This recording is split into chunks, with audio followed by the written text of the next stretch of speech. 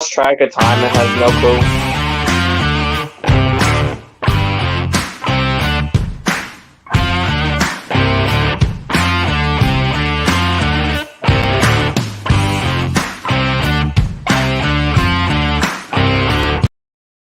What's going on, everybody? Welcome back to the Boys in the Big Apple podcast on this Monday, June 28th.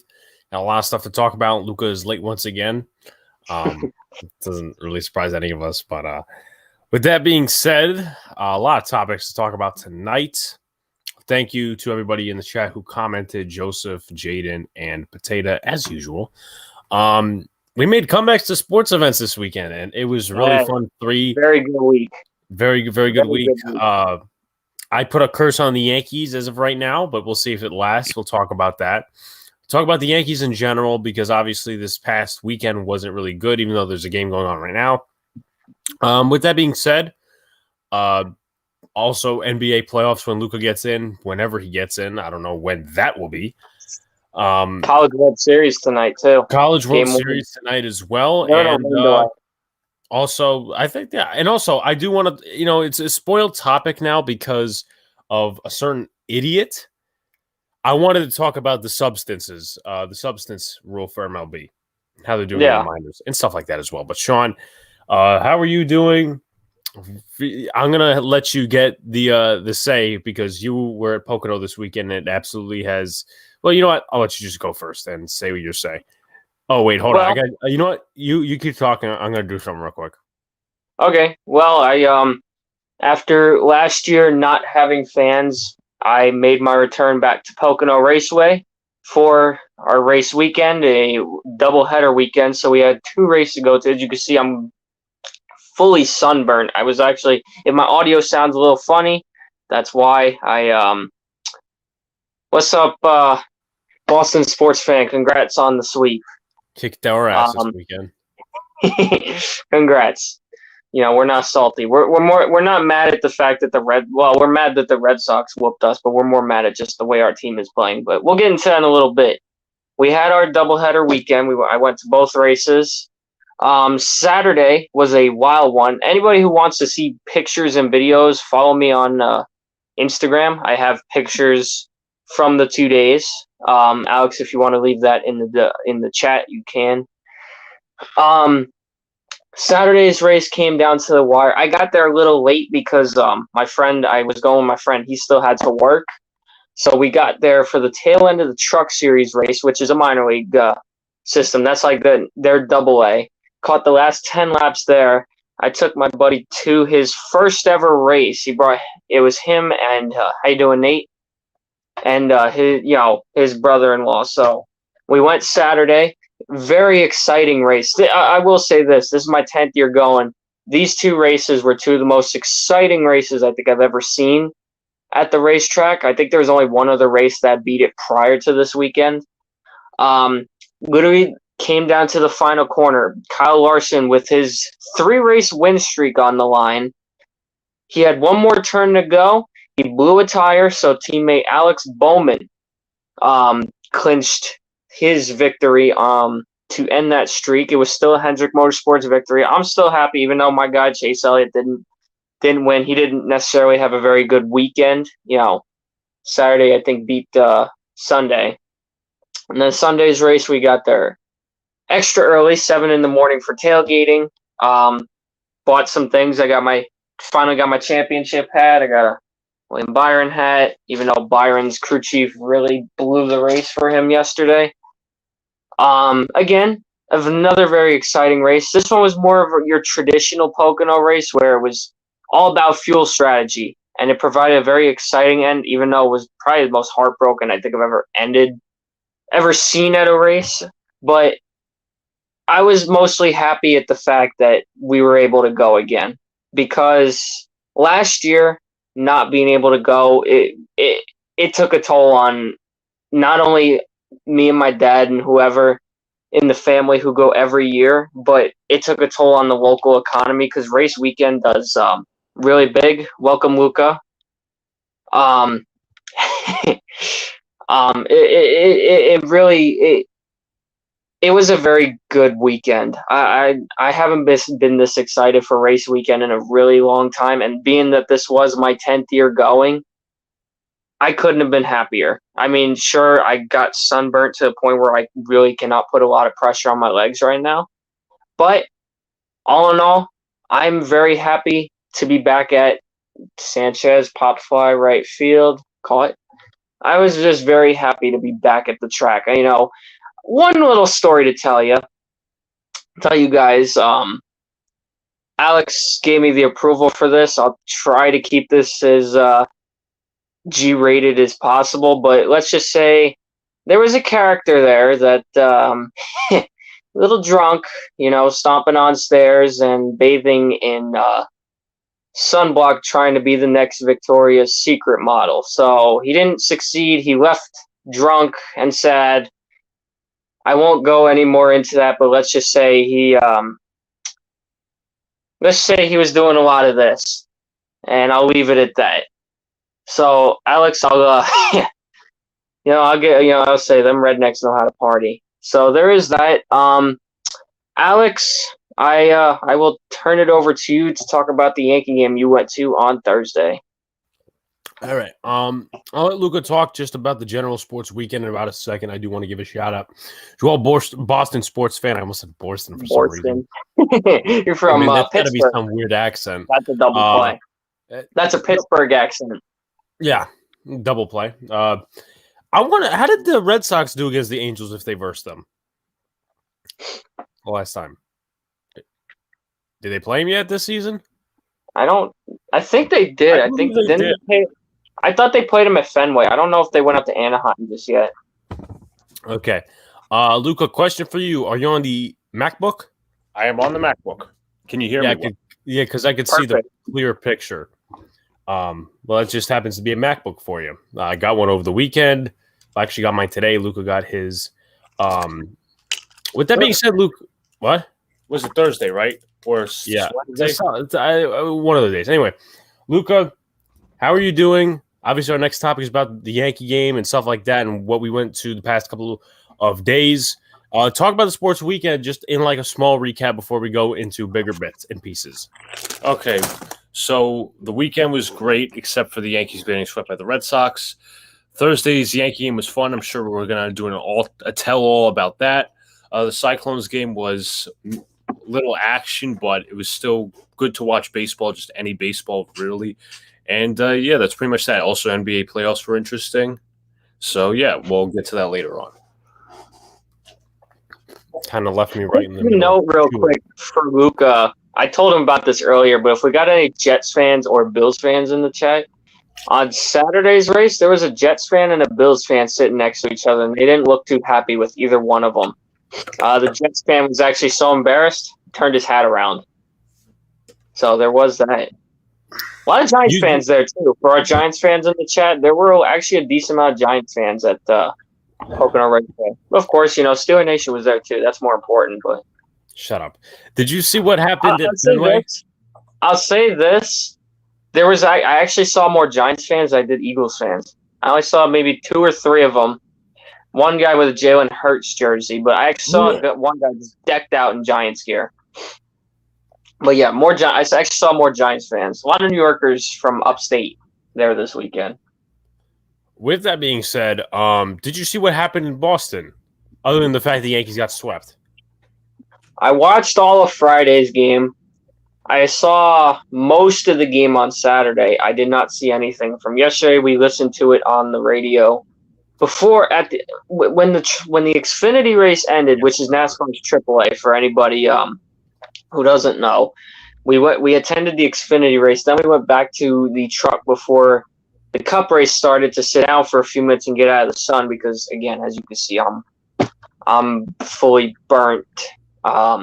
He's like the Angels uniforms. When we put it on, it was the top of the 5th. It was 6-0. And what I was more surprised in was the fact that Garrett Cole was still in. But we listened to it a little bit. But we didn't really know much from yesterday's game because they got smacked, which you would think with Cole pitching, that wouldn't have been the case. But nope. Yankees flat out embarrassed themselves. Well, that's not the specific thing I was talking about, but as Boston sports fan, it's weird. Yankees beat Royals. Royals are beating the Red Sox right now. They beat them in Kansas City, and we can't beat the Red Sox. I mean, that's just like a weird circle of events. With that being said, I think it was John Boy or somebody else who posted. A Yankee fan was proposing to somebody in Boston. When he turned his hat around, everyone started booing him. I don't know what Luca's doing right now. It seems like he's doing something more important. I'm advertising. Well, he should have done that earlier. See, that's more important. He called it. I'm sorry. I had a lot of things to do. I had to tend to an ailing mom. Okay. All right. Well, you could have also done that earlier. No. I actually had to do stuff, Alex. I had to bring up the oxygen tank and shit like that. I was told to do a lot. No, I'm saying earlier is in like 12 o'clock. Okay, mister, I didn't put out the graphic. What are you talking about? That's when I put out the graphic. What are you talking about? Okay. Anyway, so the Yankees right now are in a 2-2 game. Obviously, keep you guys' questions coming in terms of like baseball, football, that stuff, NBA playoffs. Let's talk about the games I went to this weekend. Obviously, Luca can share whatever aspects he wants as he is multitasking right now. I went to the Royals game against the Yankees. That was the last game the Yankees won. It was a fun experience. Yeah, Thursday.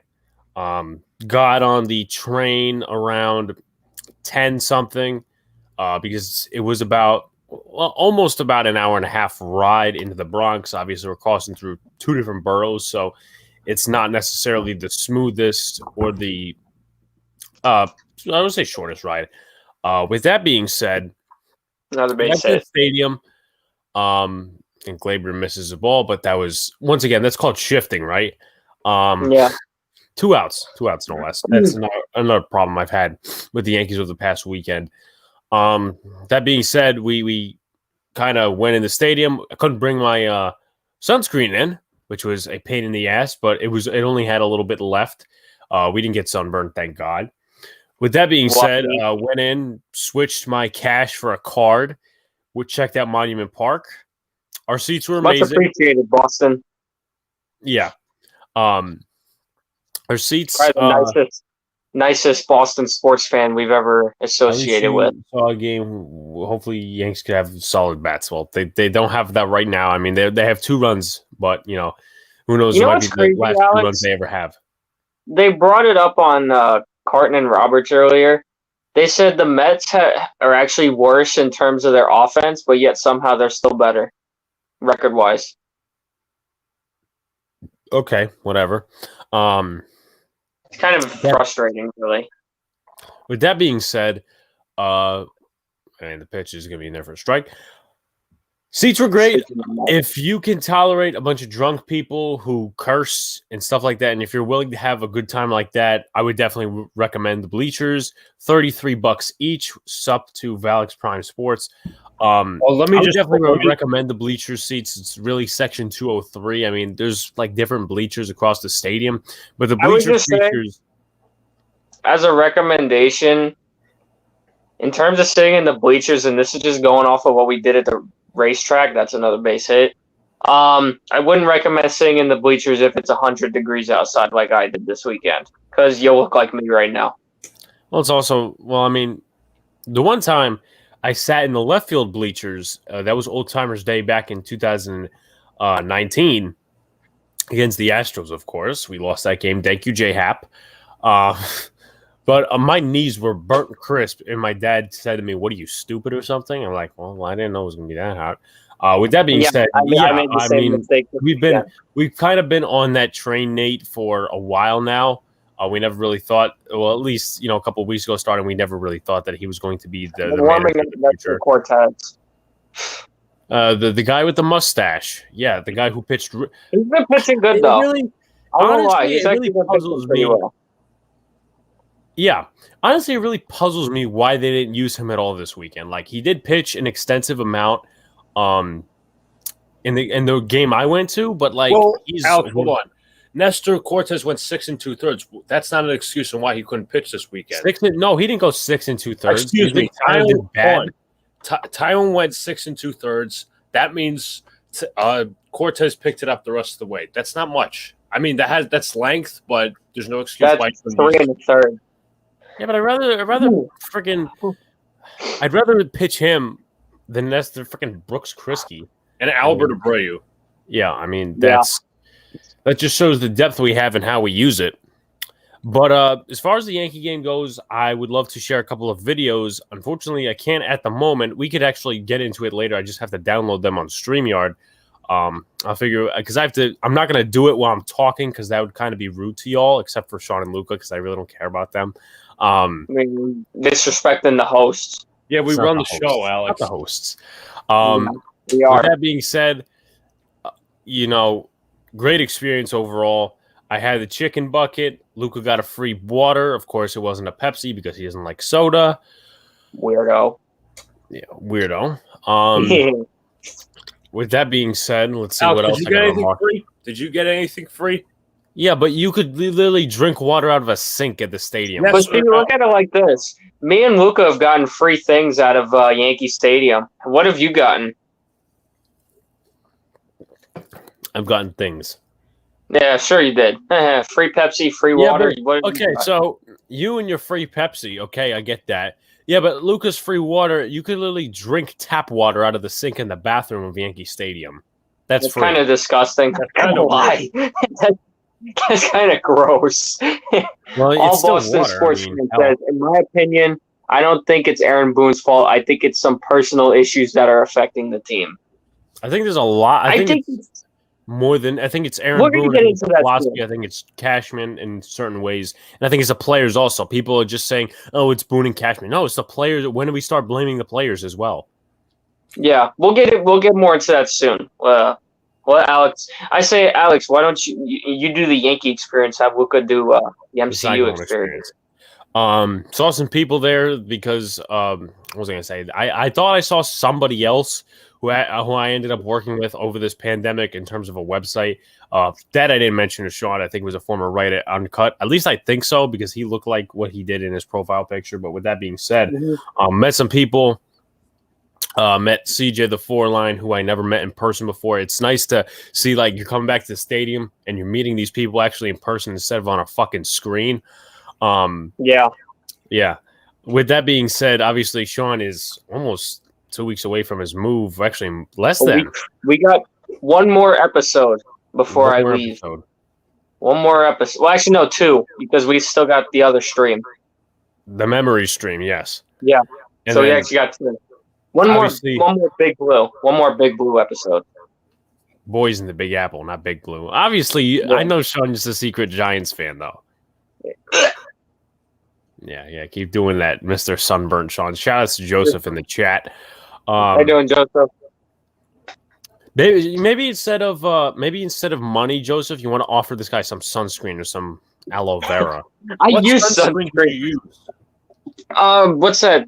What is it, like something boat? I don't remember the name of it. Banana boat. Yeah, I use that. That works. See, I got my gel right here. I got my aloe. You sure you sure you didn't use like a 30? You used like a 50? I use 50. My arms are fine. My arms are fine. I put so much on my neck and it still didn't work. And my legs. Your ears too. Yeah, my ears too. My ears and my legs are where it's at its worst, really, because I wasn't expecting my legs to get hit as bad as they did. My ears, I really didn't think about it at the time, but no, my legs took the worst beating because I can actually I walk like an old man right now. Let's put it that way. Joseph says he can use the money. Well, meaning you can use the money to buy $94 sunscreen. I'm pretty sure there's no such thing as that. Exactly. If there was ever there's such thing as $100 burger. So we can't. There's $100 grilled cheese. There's $100 grilled cheese in the financial district. Yeah, probably the biggest waste of money. I'm honestly not a fan of grilled cheese. I think I outdid it as a child, but that's another topic. That's like, as far as the Yankee game goes, they won. by a score of I think it was 8-1. The guy next to me actually was a Yankee fan once again, and he bet on them. He bet 10 over, like 10 more than 10 runs, combined scoring. So he obviously got fucked. But he was a funny guy. The people in our section were funny. They kept kind of picking on Ryan O'Hearn, the right fielder. O'Hearn, you wipe from the front, O'Hearn. You pour the milk in before the cereal. Yeah, that's my favorite. When the guy said that, I'm like, you got to be kidding me. Because obviously everybody knows, and if you don't know, I put the milk before the cereal because that's the proper way you should do it. No, it's not. Okay, so you're Ryan O'Hearn. I'm not Ryan O'Hearn. With that being said, I'll get to that in a second, Joseph. And then they also said to him, Ryan O'Hearn, I got your flight booked to Omaha. Their AAA team. Alex, you should tell them about the time when Gerard Dyson kept staring at. Oh yeah, Gerard Dyson, the center fielder, he kept looking at our section. So after a while, we got pretty riled up and we kept chanting "asshole, asshole." It was funny. And you said someone was screaming, "What are you looking at?" Yeah, we're like, "What are you looking at?" He literally kept doing this to our section. And that's where we got a little wild. Them Midwesterners, they never seen anything like that because there ain't no big cities in the Midwest. Well, it's Kansas City. Chicago's the biggest market within the Midwest. You got within your 3 regions of the country. You got the East Coast, you got New York. Midwest, you got Chicago. West Coast, you got LA. But the Midwesterners don't. They never seen anything like that. They love coming here. So Detroit probably was a big city once upon a time, but not anymore. That's not. With this, I do want to point something out. Actually, I can't upload that video right now. I can. So real quickly, I'm just going to get it off my desktop if I can. Probably can. If I can. I mean, hopefully. Okay, so real quickly, I'm going to upload something. And I'm going to play the trailer to it. And I'm probably going to get copyrighted, but it's not going to get taken down, obviously. YouTube probably know what I'm referencing. I know what I'm referencing, obviously. I'm going to play it. Real quick. Read all Boston sports fans' comment. I want to see what you think. All right. I noticed when your Yankees score, there was no excitement in the dugout when you played my Red Sox. Needs to be same energy. They don't have fire. That's why. And I think Rafael Devers scored or hit a home run. I think it was the first game because Rafael Devers hit a 3-run home run. And they were freaking carrying him on a wheelbarrow or some shit. And he was having fun and the whole dugout was having fun. Did you see that with the Yankees? No. And it's not like the Yankees have a Girardi manager where nothing is, fun or anything, The Yankees still had fun with Girardi because the Tonight Show, the baby bombers, everybody remembers that. See, right now it's just dull. Closest thing we've gotten to that is Savages in the Box, and that's it. Yeah, that was. But even then, what? Exactly. With that being said, what was I going to say? Let me pull up this banner. You know what? I'll pull up the banner after the video. And then somebody on Twitter, someone who I follow, I put it in the Twitter chat. It said, "Oh well, why are people talking about? Girardi took us to 2017 ALCS. Boone did that in 2019. Yeah, but we were rebuilding in 2017. Yeah, 2019. We were a worse team at the time, really. Yeah, and we weren't expected to do anything. And what we did, we went further than the team in 2019. So, with that being said, Royals are up 5-4 in Boston. With that being said, I'm going to play." Something that I actually put out on my channel was about a minute long. It's a trailer. Guys, real quickly, I know I would technically make more sense if I said this afterward. Memory stream, which is all 3 of us regurgitating memories over the past 12 years of our companionship. That's coming July 5th. Alex, hold on a second. Listen to the terminology. Shit like that. Listen to the terminology you just said. You said regurgitating. What are you throwing up memories? Yes. It's reminiscing. It's nostalgia. Use words exactly. like that. See, Alex wants to think he's smart, and it's not working. See, why you gotta bully me? Because we run the show. Okay. Hey, there's my boy CT. Joseph is right. Like the stream, guys. Real quickly, hope you stay. Here is the trailer. It's about 1 minute long. Let the light guide your way. Yeah.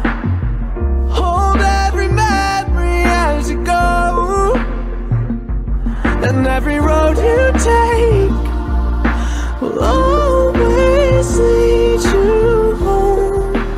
Oh, it's been a long day without you, my friend. And I'll tell you all about it when I see you again. We've come a long way from where we began. Oh, I'll tell you all about it when I see you again. When I see you again.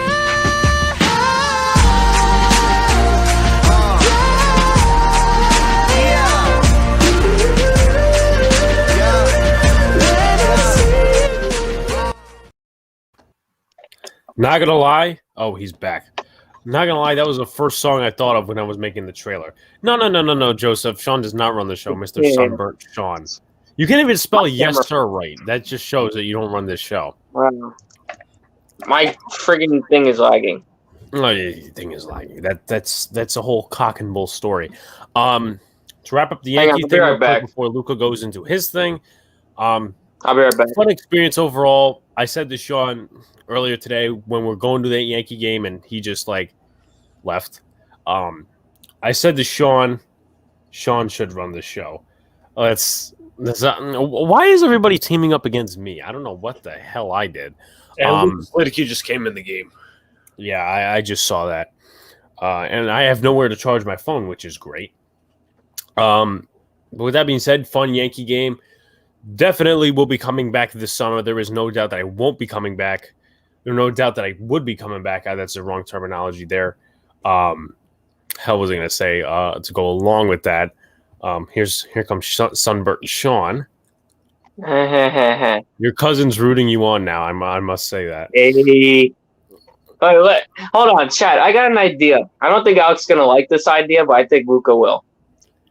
Would you guys, once I'm in the city in a couple weeks, do you want to see two different episodes where I run the show for one episode and Luca runs the show for the other? That's not Chat, happening. what do you think? That's not happening. I think it's a good idea. Not happening. I think it's a good. Luca, what do you think? We got to run the show. We got to each run around. So you don't already run the show. That's what you're saying. Okay, thank you. No, you think you do. No, you think you do. But you just openly admitted that you don't run the show. Low-key game day vlog with the crew. Trust me, when we go to a Yankee game next time, or maybe a Giants game or something like that, trust me, that's coming along. I wanted to. Yeah. It's kind of too late to release a vlog from Thursday, but next time I kind of have like a format of the way I want to do it in. But I have like this thing on my Windows computer where you connect to your phone. So I'm going to be uploading as like Lou was talking about the Cyclones thing. And I have some stuff to add about the food because it was okay. It wasn't really that good. Again, in the context of it, I'm not Gordon Ramsay or anything, but like the food was just at the Cyclones game. I mean, I guess they upped the level, but they took the budget away or something like that. But definitely vlogs will be coming. I definitely want to do something fun like that. And when Sean comes into the city, I'll say this. Later on, not right away, we will get into some stuff about Staten Island baseball again. Yeah. What was I going to say real quickly before I pass it to Luca? Yeah, we're going to be doing, and also I was thinking of a thing where we like go to the park one day and we film us me trying to strike you out, because I will strike you out. And like one day go to the park and just film it. The only thing that would worry me about that is it's baseball. Yes, I know, but no, not even that. Like, you just gotta worry about crazy people. You gotta worry about crazy people. Well, we'll go to the right park. Nobody's saying we're going. Well, I didn't mean city, but like Brooklyn parks and stuff like that. Oh, come on! Bro, how you let that get under your legs, boy? Come on, that's some This is literally bullshit. Luca, No, this is stuff that they fucking teach you when you're in fucking Little League. Luca, if you want to go ahead and talk about whatever this, or are you going to continue your rant or whatever, or talk about the Cyclones game? Do you want me to talk Cyclones or Yankees? No, I'll talk Cyclones first. So, Cyclones lost 3-0 on Sunday. We went to the game. Obviously, 4 o'clock start time. It was the Jersey Shore Blue Claws versus the Brooklyn Cyclones affiliates. Phillies versus Mets. Yeah, basically. It was basically like NL East divisional rival game, whatever. The Jersey Shore Blue Claws won 3-0. Justin Lasco, I know, took the loss. I don't know who was the winning pitcher for Jersey Shore. But what was I going to say? It wasn't really an eventful game.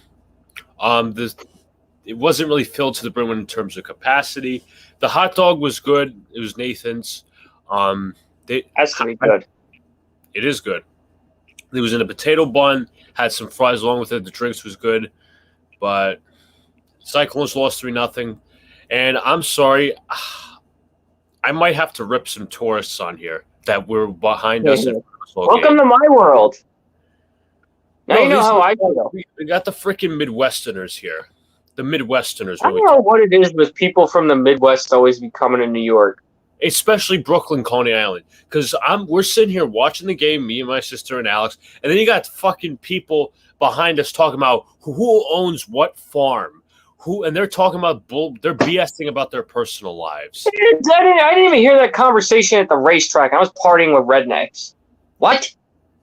And then you got people from freaking Jersey talking about their lives right in front of us. And Sean, here's the best part. After 2 innings, they left. I saw, actually, I'm going to say this now. I saw a lot of that at Pocono, like people leaving just to beat the traffic. What's the point of paying $80 for a ticket just to leave? It never made sense. And traffic, we didn't have any issue. We were out in 20 minutes. They said it on the news today they beat their own. They set a new record for fastest time of getting people out, 1 hour and 15 minutes. That's a new record. And you're talking about, I want to leave early to beat the traffic. Get that, and you're in Brooklyn. Worst case scenario with traffic is you miss the train and you got to catch the next one. No, to me, what's the point of getting game tickets or getting baseball game tickets when you're just going to BS about your own stupid stuff? Bro, come on. What is going on with LeMahieu? Bro, can you, field? What the? What are you, Gleyber Torres now? Apparently. Give me 1 second, guys. As I keep talking.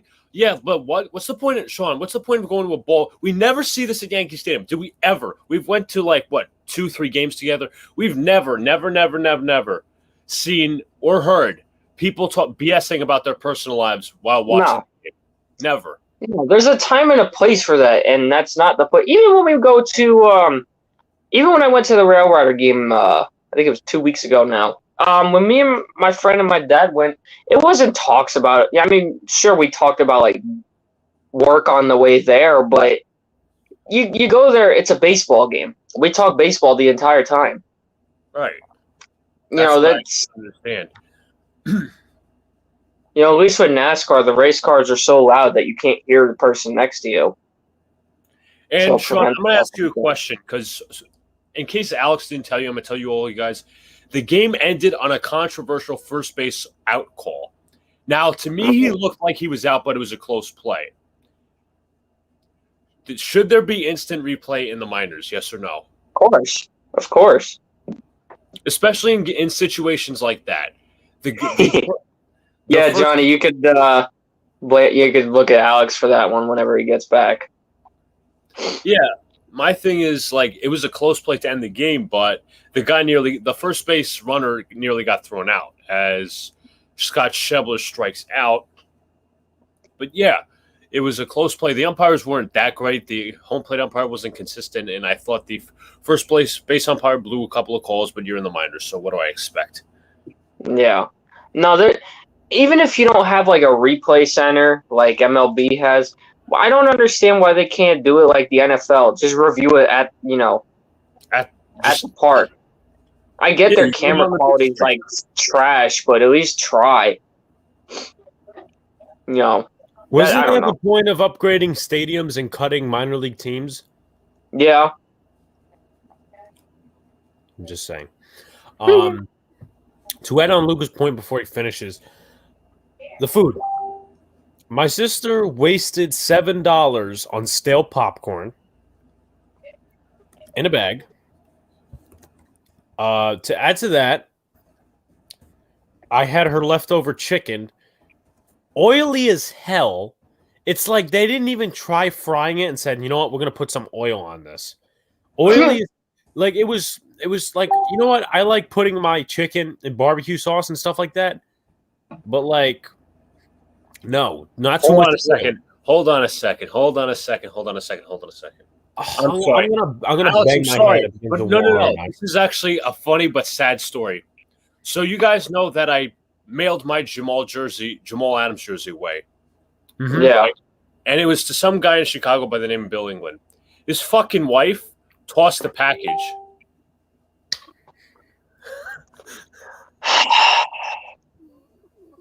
Oh, nice. Oof. Amazing people. No, he actually tossed the wrapping. Excuse me. The fucking guy just made a joke. I don't know, but if she did toss the jersey, I yeah, wouldn't be. so Luca just clickbaited me and Alex. Yeah, clickbait. My man is trying to become a part of the GTA And YouTube. Luca, when's GTA 6 coming out? Hey, I'm Luca, just is kidding. Madden going to be good this year? No, This is going to be the next cover on MLB The Show. no. I heard he got PS6 already. Man, you got PS6? Early access. Yeah. PlayStation let him have it. That's what you get for clickbait. all right, so are we going to go in depth about the Yankees, even though we're watching the game? I would like to. All right. Yeah. Obviously, Sean only watched 2-ish games. A game and a half. Okay, sir. I watched all three, or pretty much most of all three, and then Luca watched, obviously with me. With that being said, obviously, same bullshit. I'll turn it around the table, and then I'll discuss my thoughts. So, Joseph has the iPhone 23. Luca, you got the iPhone 26 yet? Yeah, I got it. I got GTA 69 already, so Yeah, nice. it's a reference to a YouTuber. If anybody can guess it, you've earned my respect. Yeah. I'll let Sean go ahead, even though he only saw 2.5 games. Luca and then me will talk about it. And then the fan base. I'm pretty sure we're all happy with the fan base, aren't we, guys? That's what I want to get into. All right. Because again, I didn't really see all the games. I know what happened. I'm not happy about what happened. Again, all Boston sports fan. Congrats to you on embarrassing us. The Yankees, you know what? I'm never giving up on this team. I won't stop watching. I don't boycott my teams ever. I never have, never will. But honestly, whatever happens, happens. My expectations are just at that. I really don't know how else to look at it. I think let me ask you guys this, and Chad, I'll ask you the same thing. What's more frustrating about this Yankee team right now? The way they're playing, or how idiotic this fan base is turning into? No. I would do three things, Sean. The two things you obviously just mentioned, and how the Yankees are going about it. Okay, I like that. All right, yeah, Chat. What do you think? The fan base is just getting on my nerves. Alex, what was it that I told you this weekend that I can't remember it off the top of my head. Some idiot decided to call Garrett Cole a spider tack using fraud. I don't give a fuck about not ripping people. NY Sports Central on Instagram ripping Garrett Cole because he blew up against the Red Sox. That's one game. Honestly. Okay. You supported him through this whole spider tack thing, and then he has one bad game, and you're gonna call him a cheater and hate him. Again, bipolar. Alex, what? Tell them the tweet that you saw about Gary Sanchez if you don't support him. Real quickly, I just want to make sure I have the right video. that I actually upload. I think this is it. Okay. Of course, Gmail being weird, which I hate right now. It's funny. It's funny, but it's sad at the same time. And Giant fans, especially Joseph, I don't know if you're on Twitter. Nate talks sports. He's on Twitter, but I don't know how long you guys have been on Twitter, social media, whatever, because last year's Giants fans, how many times did I talk about the fans and how terrible they were? Even these two, before the Boys in the Big Apple podcast, how many times did I talk about how bad the fans were? Yeah. The last two videos that I have made, I've talked about how I've missed that. This fan base, once again, I say on this channel all the time, I don't just give you the Yankees as in playing perspective, I give you the fan base perspective because I'm on Twitter, I'm on Instagram, stuff like that. Apparently, it's racist, and I'm using the correct terms here. This ain't me, going over the stretch. This is actual terminology. This is the quote. Exactly. It's racist, or it's coded racism to, quote, hate Gary Sanchez, and hate is underquoted because people critiqued him in the past, and they're racist for that. But funny enough, the people who want Domingo Germán off the roster aren't racist. Yeah. Tell me how that makes sense. But the problem then? But I'm sorry to cut you off, Sean. But if you like Domingo Germán, you're protecting a domestic abuser. Yeah. Really? We're going to stoop to this level. Yankee fans, people call us the worst fans in the league. I don't believe that. Because you got Boston fans. Sorry, all Boston sports, not saying it's you, but Philadelphia, they're another one. But what kind of statement is that? That you're gonna you can like a player. You can like a player, you can hate a player. Don't bring that into it. Not even I have a friend who's fully Dominican, and even he said, that doesn't make any sense. I don't support Gary Sanchez right now because he hasn't shown me consistency, as we've stated before. We don't cater to the popular opinion, by the way. Sean's favorite phrase ever. He said to me, does that make me racist against my own, culture? Come on. Enough with the idiotic statements. Seriously, you can hate what's going on with this team right now. You can love what's going on. I really don't care. Don't bring it to that level. Please. I'm still not on the Sanchez hype train. He's had 3 good weeks. Cool. I need more. Show me more. Show me that you can lift this team. He didn't do that much in the Red Sox series, honestly. I mean, he did get a walk and like a hit, but his main thing was hitting home runs. He didn't hit anything there. And if you want to tell me, oh well, Boston's pitch, that's a nice play if he gets him. Yeah, he got him. He got him. Tell me Boston's pitching is better. Okay, well, obviously, don't mean shit then that Gary Sanchez was on the train. Number 2 that I want to get into before I go into another thing related to Sanchez, can we stop with the contradictory statement of saying that Gary Sanchez should be the DH? Can we stop with that? Yeah, because, what do we do if Higashioka gets hurt? You're going to have the pitcher hit? Honestly, and that's kind of my point right there. Yankee fans, I get your disappointment and just aggravation with the fact that Giancarlo Stanton is a wall of glass and cannot play the outfield. Or at least that's what the Yankees say. I get that. But, well, they won't say it, but they know they mean it. Well, I mean, the fan base isn't that stupid. With that being said, how many times have we talked about, oh, well, the MLB needs to transition to a universal DH? Okay, what happens if you get rid of that DH and you switch out? You get a pitcher hitting in the lineup, which means that every time the pitcher comes up, you either have to hit the pitcher or use another bench player. That's a losing strategy. And I understand. You risk hurting your pitcher. Let's not forget when Masahiro Tanaka, I believe he hit a single, against the Mets a couple of years ago, blew out both his hamstrings. Lost them for weeks. So, you want something like that to happen again? Let me start over. So I get it. A lot of people want this stop being scared mentality. And the fan base is two-sided in this aspect. They are not safe.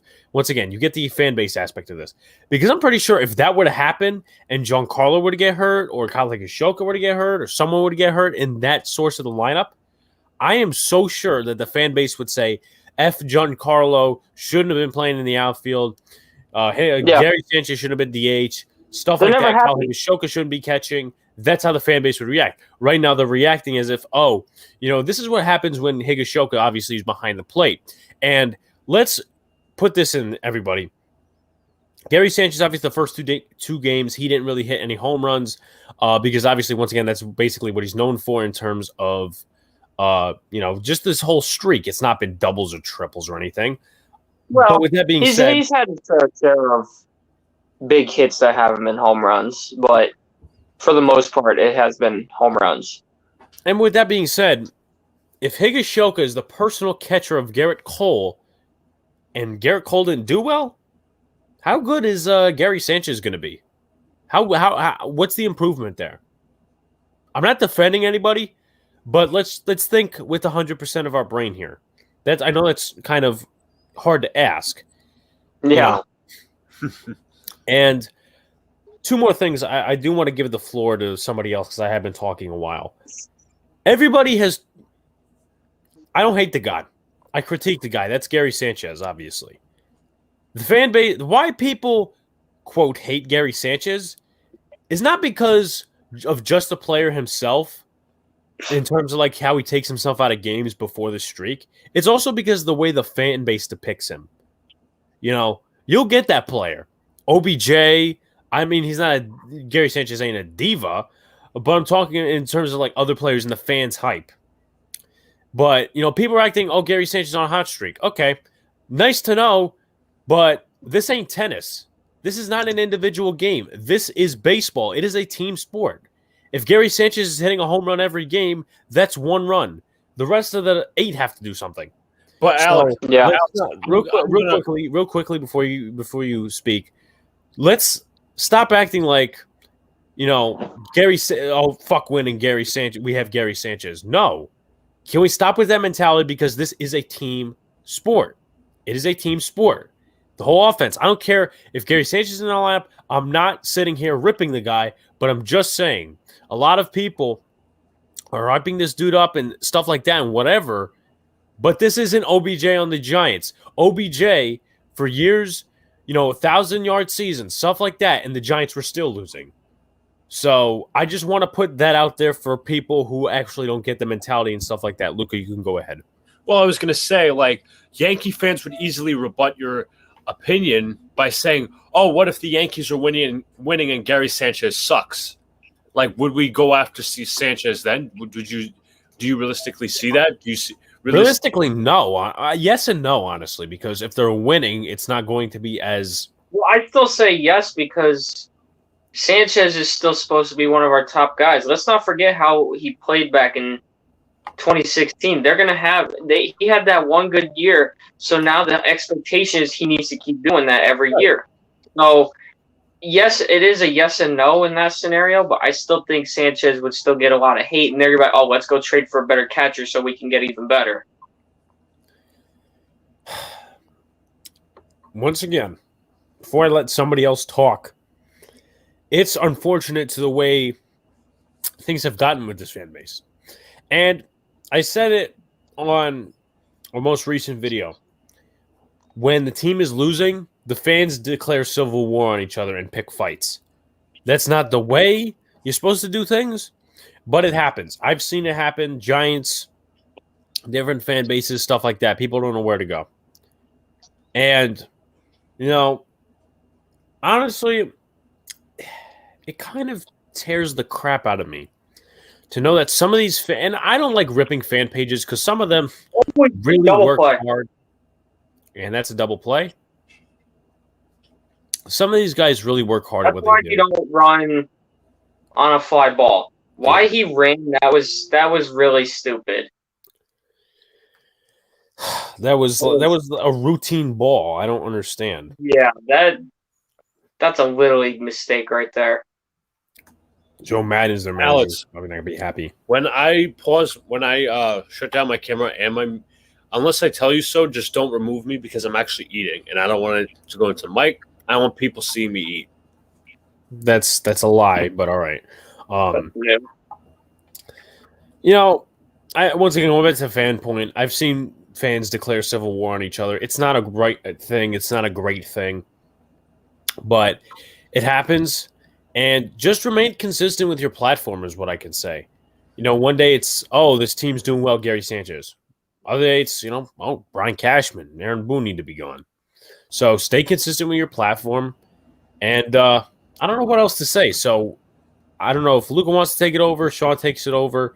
I've been talking for a little bit. I'll just say this. I said that I told Alex this prior to. Actually, I told both of you this before the game started. I said it's Hope Week for the Yankees. Great week, great cause. Love what they do with that. Obviously, they provide the hope for them. Let's provide some hope for these Yankee fans now because we need it. All right, so I'm ready. All right, so I'm gonna step away a sec. All right, as I do every weekend. Hold on, I just got a message. Yeah, as I do every weekend, I watch baseball. I watch John Boy and the Michael K show, little clips before each show to get different people's perspective and see what I agree on, see some points, try to bring up some solid points. So I was watching John Boy yesterday, right after the Red Sox loss, how we got swept and all that. The thing is, John Boy pointed out, what did he exactly? He said the Red Sox are the team that the Yankees should be, and that he wants them to be. Having fun. Moving around the base pass, excellent pitching, consistency everywhere. Consistency everywhere. To be honest with you, you see consistency. You don't see any stupid errors on the base paths. You don't see. I don't know that I agree with this. Just to interrupt, I don't agree with that.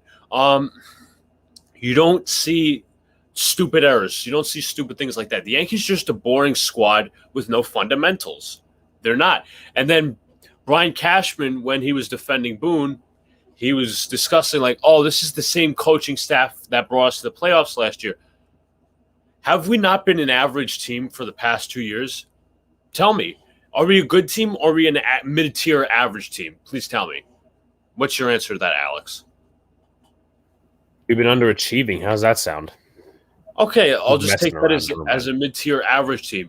Because we were in 8th, 7th seed last year? We were hanging around. If it wasn't for expanded playoffs, I don't think we would have made it, right? No, we wouldn't have. And that's the point. It's like they accepted that. Even Cashman said, we made our bed and we're going to sleep in it. Nobody's being held accountable on the coaching staff. None whatsoever. I get it. Players have the mental errors and everything. But at some point, you got to point to the coaching staff, say, how the fuck can you let this happen? How the fuck can this go on? Here's my reason. Do you know the reason? Deep right field. That ball is high. It is far. It is gone. Juan Lagares, in his return to New York, hits a solo home run. 4-2 Anaheim. To me, do you know the reason why the Yankees keep making mental errors? Or the players, not the Yankees, the players. They don't practice fundamentals. They're more worried about launch angles. Well, that's a part of it. But you know what? They keep getting away with it. They're like, oh, we know we're going to stay on the field. This team is short of depth. We're going to stay on the field. We're not going to face any consequences. And then we talk about, jamming the base pass. And I was listening to a tidbit of Michael K show today. I was watching on YouTube as Char Sports Media, I don't know, great YouTube channel, always post these clips. But they're talking about how the Yankees are terrible with runners in scoring position. How the Yankees are not jamming the base paths. They're making stupid errors on the base paths. Miguel Andujar is not fielding balls in left field. Clint Frazier's overthrowing the cutoff man. The basic little things. How we're hitting solo home runs and not having runners in the base pass to score more runs. How we're not being creative. And I think Don LaGreca brought up a good point. What acquisition is going to change this ball club? Is it going to stop the runners in scoring position thing? Are we going to actually start to hit with runners in scoring position?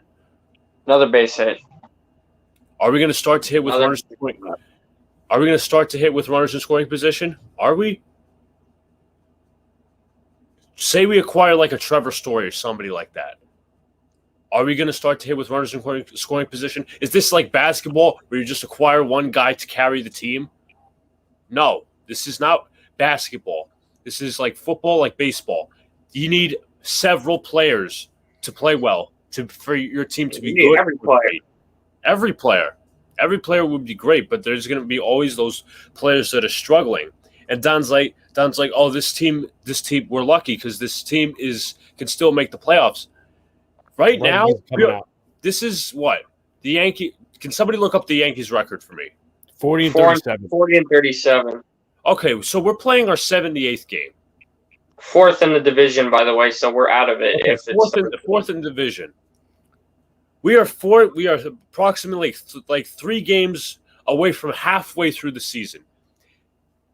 How the 81 games are split up. It's not 81 before the All-Star break, 81 after. It's different. There's less games, obviously, after the All-Star break. We are about to head halfway through the season, and the Yankees are sitting in 4th place, 3 games over 500. I don't call that a playoff team. I'm not like, oh, we still can make the playoffs. I'm sorry, I'm not hopeful. And I might just take Sean's attitude for this one. Whatever happens, happens. I'm not going to root against this team. I'm going to keep rooting for this team, but I'm not going to get my hopes up. It's the same old bullshit.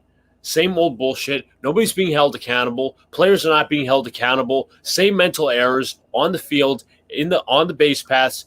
Pitching's inconsistent. Hitting's inconsistent. It's the same old nonsense, and nothing's going to happen. Nothing will. Real quickly, I do want to share a moment from the Royals game that I sent to the chat to at least try to get on to the stream. So I'm going to share my screen now. Let's see, because I don't want people to see my DMs, unfortunately. And Michael K also brought up the point: the Yankees are acting like they're in first place, like they're fine. They're fine. There's content with winning. You want to know my issue? What's that? Is that I think it's Yes Network. I don't think it's Michael K. That keep programming this sense of bullshit and this sense of false hope. Going back to yesterday's game against the Red Sox, Michael K starts going and says, oh, well, in 2009, the Yankees didn't play that well against the Red Sox, but after the All-Star break, they cleaned it up in the next 9 games or something like that. Different manager, different philosophy, different players, different year. Different team completely. Can we stop with the comparisons now? It was a different time. Just like the old idiots, or I should say the geeks of this world say, oh, baseball's changed. Different year. Absolutely different year. And this ain't nothing. I'm sorry. Right now, it doesn't seem like 2009. And I don't care if it was exactly identical to 2009. Those comparisons are stupid. What is that helping now? It's not. I got some more points to bring up, but you know what? You do your video first. All right, real quickly, I do want to share something. Unfortunately, I really don't want people to see my DMs, but let me see. I forgot. You had a couple of points to bring up, so I'll let you do that. All right. So again, I was watching John Boy and whatever over the weekend. He pointed out that he thinks the main reason we grounded so many double plays, it's not about launch angle, it's not about this and that, it's not about whatever, not enough balance. We probably have the slowest infield in all of baseball. You look around the diamond, it's Urshela, it's Torres, it's LeMahieu, then Voit. And there's no speed guy. And that's what we talk about. When we talk about, and Sanchez throws, safe. Say pulled him off the bag. I kind of want to see a replay of that one. I personally think he was safe, but that's whatever. We talk about the lack of balance in the baseball lineup. The Yankees assembled this roster like they're preparing for the home run derby. Oh, see, this is what I'm talking about. It doesn't even look like Torres' foot was on the bag. Basic fundamentals, non-existent. We talk about the lack of balance in the lineup, whether it's lefties, righties, speed, contact hitting, power hitting, whatever. There's no balance in this lineup whatsoever. There's too many power hitters. We talked about the balance. The Yankees switching their philosophy from 2017 when they started getting rid of guys like Torres and Gregorius, and everybody starts hitting home runs. There's not enough balance. That's why you can't even do hit and runs, because when you have to hit strike three call right there. When you do a hit and run, you need a speedy guy on first to make sure that the guy gets to third when the ball is hit to like right or left field to move that guy over. There's no fundamentals. There's no balance in the lineup. And then you, as Sean brought up and Alex brought up, the bipolar Yankee fans. And everybody's like, first of all, Clint Frazier is struggling right now. We all know that, right? So it's like there are people out there like, oh, we should have got Kyle Schwarber. Schwarber's a joke. Oh, wow, he hits home runs. Wow, that's supposed to make me like him? No. And I don't care about home runs. It's not even home runs. Cool, they're cool and all. That doesn't mean that we're gonna win every time we could lose a game 5-0, but we hit 4 solo shots. Let's say we lose a game 5-4. Do those 4 solo home runs mean anything? No. You didn't even have. You could still hit like shit with runners in scoring position. Yeah. And what was I just on the point of? I literally just forgot. Kyle Schwarber, right? This was honestly, with his struggles or not, this was supposed to be Clint Frazier's year. What if? Yeah. How about this? What if the Yankees sign Kyle Schwarber and he actually starts struggling and Clint Frazier's the backup outfielder? The Yankees would be telling him to give him a chance. It's all based on scenarios. It's not like the fans would complain regardless. Yeah, they're never happy in that sense. They're not happy. This was supposed to be Clint Frazier's year. If this wasn't tell me guys, if this wasn't Clint Frazier's year, we should have shipped him off by now. We gave him so many opportunities, like little opportunities when players are injured. Now we freaking brought back Brett Gardner. We have no outfielders, but that's not the point. Let me ask you this, Luca. Okay. Let me ask you this. When they brought back Gardner, do you think that hurt Frazier mentally? Because this was Frazier's job, and then you feel like maybe when they signed Gardner, it's like, oh, I thought this was my job. Why did we bring him back? Got a point about that. Comparison to the Giants, because it's the Giants channel. You bring in Tyrod Taylor as the backup quarterback. Shut the hell up. You bring in Tyrod Taylor as a backup quarterback for just simulation-wise. What does that do to Daniel Jones in comparison to Mike Glennon? Mike Glennon ain't going to threaten Daniel Jones' job. Tyrod Taylor will.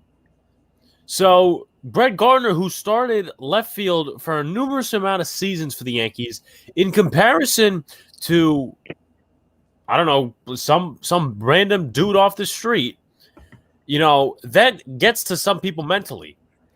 When we talk about mental things, Deivi Garcia, has he been the same since that one ALDS game? Nope.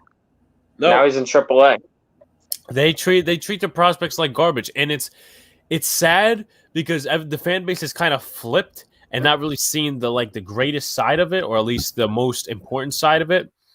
They haven't seen the most important side of it in terms of this, because they don't realize that these prospects are on the verge of getting traded away if they don't have great outings. Meanwhile, the development system in the minor leagues probably isn't good. Or if it is good, it's, when they get to the majors, it's trash. Albert Abreu, he's not fully functional. He was supposed to be a top prospect traded from the Astros a couple of years ago. Chance Adams at one time. Huh? Chance Adams at one time. Chance Adams at one time. We don't even know where the hell Clark Schmidt is. They still have no updates on when he's coming back. I think he's under a rock or something. He's in some cave. Deivi Garcia, he honestly hasn't been doing well in triple play. He really hasn't been doing well in AAA right now. If you look at his stuff and stuff like, okay, so Nick DeWick, shouts to you, man. Trenton Thunder was main part of that, and they took that away. The farm system is fine. I could actually, Sean, you get behind that? That Trenton was like a major part of the takeaway? They were. Garcia hasn't been his best. No, he hasn't. His command. I don't know what it is that they can't fix his command. I think taking away the Thunder, I don't really know that it necessarily had such a huge effect on the players because of the fact that they hadn't played there since 2019.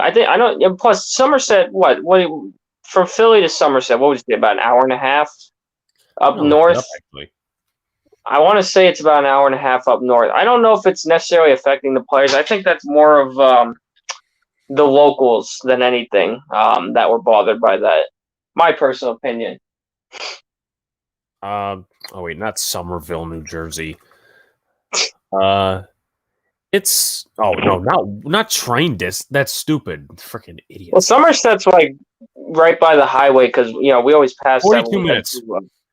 42. Okay, that was well. Somerset is high in the mountains. It's a higher altitude, so I guess that could contribute. I don't know. Is it really though? It feels like it's in a very populated area. Higher altitude. I mean, honestly, I've passed by the stadium. I haven't looked at mountains and shit like that. I've never noticed it.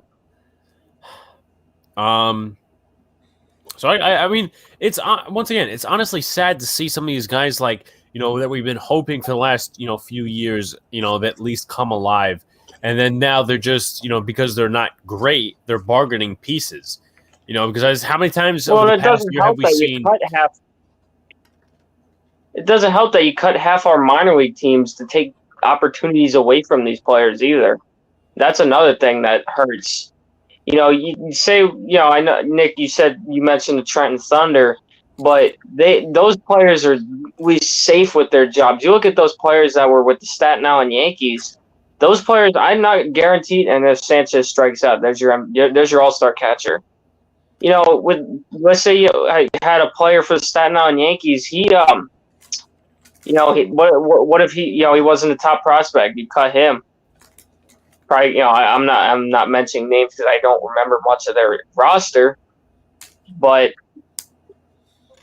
Andre Shapiro, he got lucky.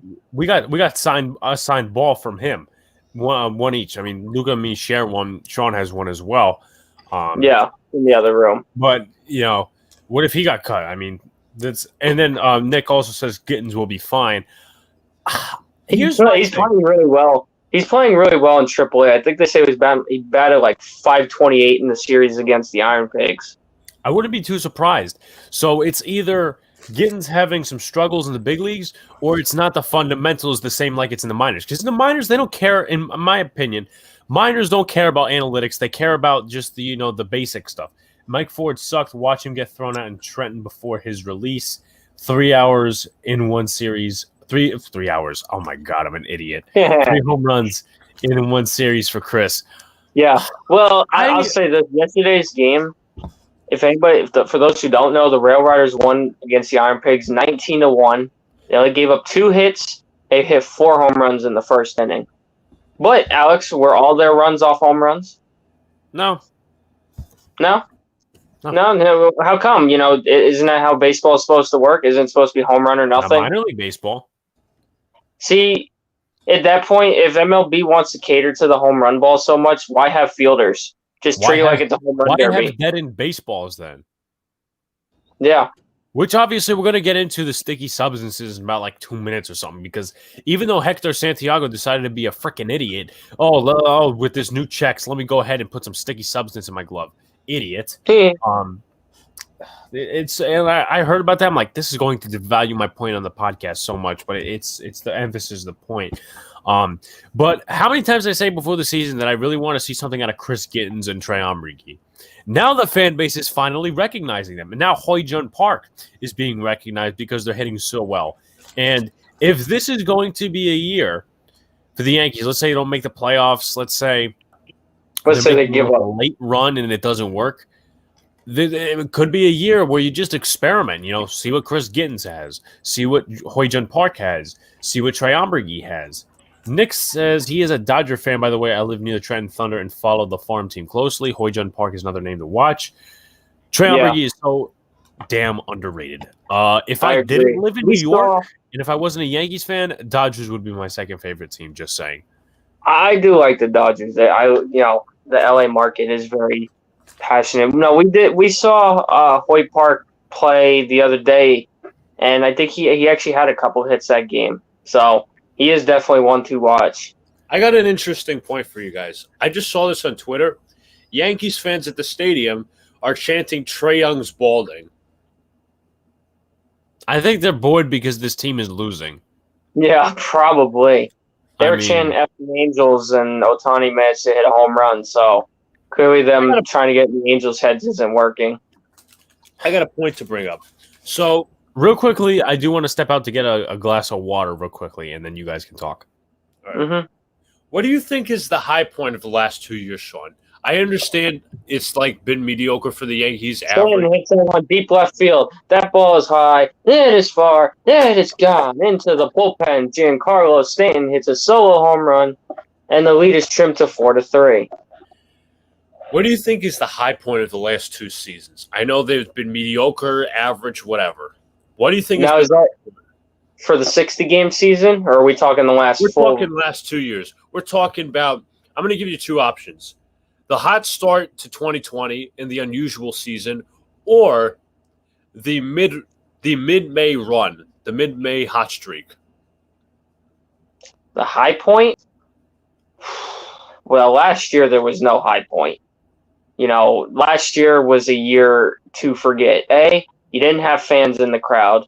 B, you only played 60 games because MLB and the MLBPA can't seem to agree on anything.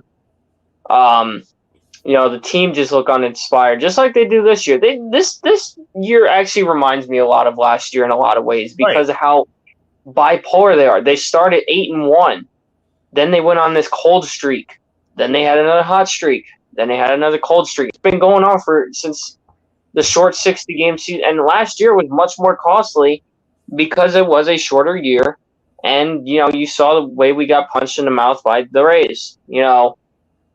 Voit breaks his bat. Nice play by Rendon to end the inning.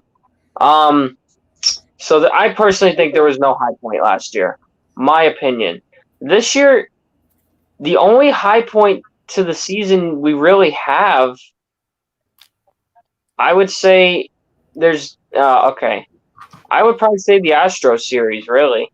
Because other than that, we swept the White Sox, but they're still injured to all hell. There really isn't that. They beat the teams that they should have, but then they've also lost a few. Some of them, not all of them. Some of them, but they haven't been able to beat. We're not even that close to being under 500 against the Orioles. Yeah, exactly. We struggled against the Blue Jays. I don't like Fortnite, but this is cool. Is he good? That's a good question. Is he any good? Since Nick is a Giants fan, real quick, I actually am friends with former Giants lineman DJ Fluker on PlayStation. I never got to play with him, though. I got a point to bring up. So, Sean, were you saying something?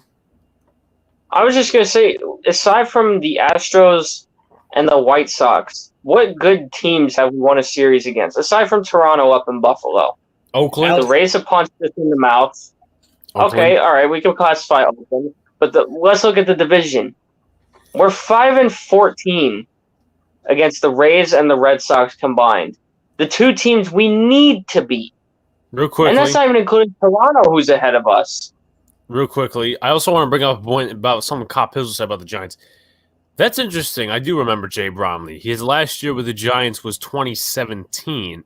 In his first year, I think he was a third round pick in 2013, if I'm being correct about that. But in 2016 is when I really started paying attention to the Giants. Real quickly before Sean goes on, and I know he was talking about rivalries, Cop Pizzle has a good quote out there. You can't beat anybody. You can't go anywhere if you're not beating your rivals. We can say about White Sox, Athletics, Astros, yeah, whatever. We are not even what are we, 500 against the Orioles? I think so. We only played that one series against them, so I don't remember. Someone will have to check that. Yeah, we're 5-14 against our two biggest rivals in the division. And again, Toronto is the other team. I think we still have a losing record against them. Quickly, You know, we won Buffalo. We won that series, but we're not beating the teams we need to. And if you're, as Alex just said it best, if you're not beating your rivals, you're not winning anything. You know, Luca, I'll ask you: if the Yankees get swept by the Mets, do you think that's it for them? Or even if they lose a series, like, do you think, they lose a series to their second biggest rival, all their motivation's gone? Whatever good motivation they even bring to begin with. Could be. Really Especially could be. the Mets. Because the Mets are 8 miles away from Yankee Stadium. The Mets win that series. Forget it. All the motivation's gone, in my opinion, because you're already 0-6 against your biggest rival, the Red Sox. You're 5-8 against the Rays. I don't remember what I think. Actually, I think we're 5-4 against Toronto. So we're still battling with them. But if we lose a series to the Mets, what success is there out of the season? At least with some seasons, like you got a failed season, but look, I'll use you as an example. The Jets season a couple years ago, that good year Gase had when he went on that 6-2 run to end the season. You didn't go anywhere, but at least you beat the Giants. You got that to take away. This year, the Steelers, they did nothing, but you know what? They beat the Eagles, so we have that. Luca, but if you can't beat your rivals, Check your what phone, is there to take away? You can't beat your rivals. What is there to take away from a season? I'll be back. All right. Mm-hmm. What was I going to say real quickly? Also, the Yankees had a solid piece with Sean Crawford, but they didn't sign him. They got him from the Cubs in the Chapman trade. He had such good. I remember getting him. I haven't heard that name in a minute. Currently, right now, it is 4-3 Angels, top of the 7th. Chad Green is pitching. 1 out. Ball's fouled off. I don't know this guy's first name. His last name is Walsh. Jared Walsh. Yeah, okay. So you want to get to this MLB substance thing? Might as well, since we already had it. We've now had our first bust person caught. First bust, yes. The MLB TSA have finally got their first. And nobody likes the TSA. You want to go ahead and start, and I'll finish? Well, I don't know the full story behind it because I was at the races all weekend. He was on the Tigers last year, and I think he's on the Cubs now. I actually didn't know that. I miss Romine, actually. I mean, I like Higashioka, but I do kind of miss Romine. I know Seattle. It was Hector Santiago. I'll be honest, I didn't even know he was still. I didn't think he was still playing. I haven't heard that name in years. He got caught with a foreign substance in his glove, had his glove confiscated, and he was thrown out of the game. Suspension, we still have not heard of. We have not heard from MLB yet. So, he's first. Alex, I'll let you continue because you know more than I do. Well, I mean, I wasn't necessarily talking about like the first catching, but this. I wanted to talk about how this whole rule is stupid. Unfortunately, I may not be able to do that anymore. But, Sean, you want to talk a little bit about this whole Joe Girardi thing and what happened with Scherzer? Were we on stream when that happened? No. No? Okay. So, I love Joe Girardi. I always have. I always will. But I could not love him on what was it, Tuesday? I don't remember. They were playing the Nationals. Max Scherzer had to do his routine. He clearly didn't like it. I think every inning you got to get checked. He didn't like it. Then you have Joe Girardi going out trying to play mind games. And don't get me wrong, I don't have a problem with mind games. Obviously, you saw how mind games can be fun out at Yankee Stadium. But to ask for someone to be checked in the middle of an inning, MLB's already complaining about pace of play. I personally don't think there's a thing wrong with it, but we for whatever reason we got to freak out about pace of play. That's too far. That's too far. Scherzer clearly, that's foul. Scherzer clearly didn't have anything, but for whatever reason, Girardi still insisted that they check. Why? I don't know. Another case, Sergio Romo. MLB is supposed to cater to kids. But meanwhile, you want something like this, you have Scherzer, throws the hat, throws the glove, drops his pants. Do we really want our kids to see that? Come on. I mean, I personally would like more rated R stuff out of MLB, but that's just me. But, Alex, you already know what I'm talking about with that. We made a joke a couple years ago. Vic DiBattista, amazing YouTuber, funny guy. As you see right now, they're doing this thing with Chad Green.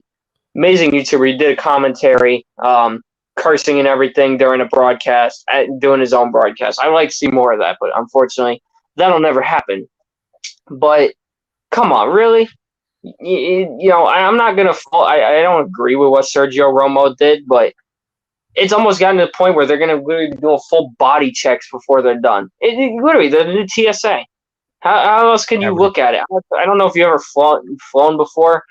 I only did it twice, but the TSA are not very nice people, and not very well liked. And clearly, the umpires were already never liked, but now they're just they're turning into the new TSA, and nobody's happy. How can you be? You're slowing the game down. I don't.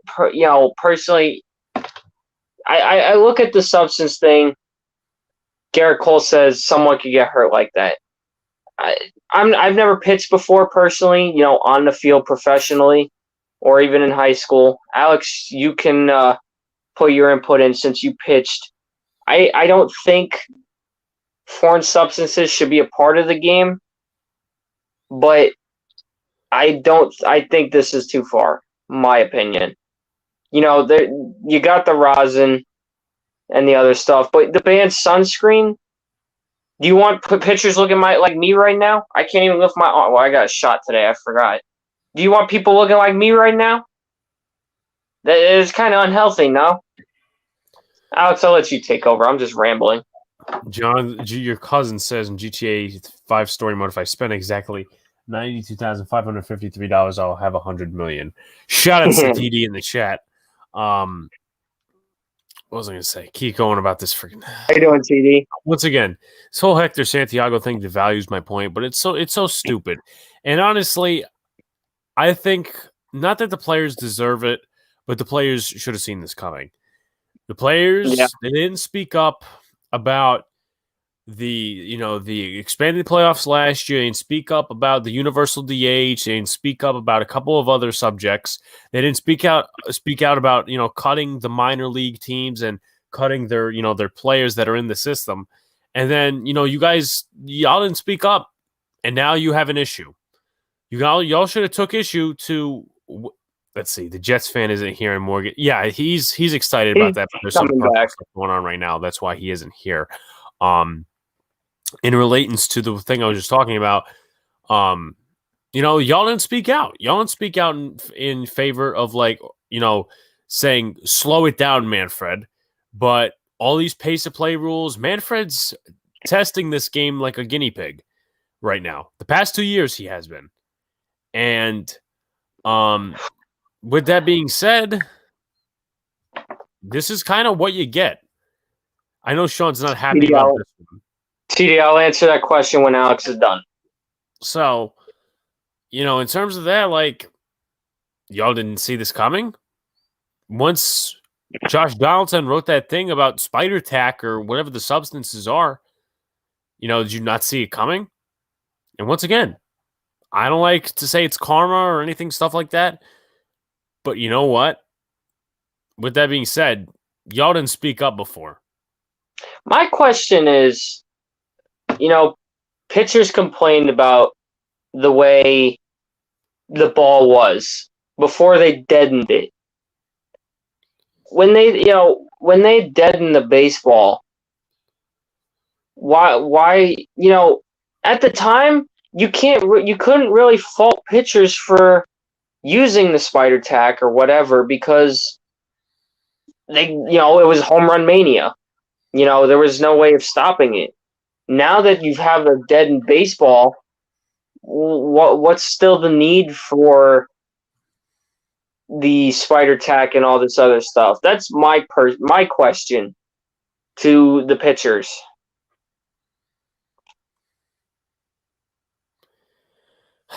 I don't know. And I know Max Scherzer was talking about some things in the press conference. Oh, well, if we don't use the spider tack or whatever, something like that, someone's going to get hit hard with a 97-mile-an-hour fastball or something like that. First of all, honestly, with a dead in baseball, that should not be the excuse. Foreign substances don't have a place. But once again, my major thing in all this is, listen, Manfred's a clown. He's testing this for his own well-being. Y'all should have spoken up a year ago when these test monkey rules were being made. And you didn't. Yeah. You cared about your money instead, and you cared about, we want 100%.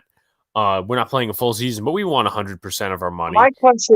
My blame is towards Manfred because, the Astros didn't get a heavy penalty for cheating, so I should be able to get away with it.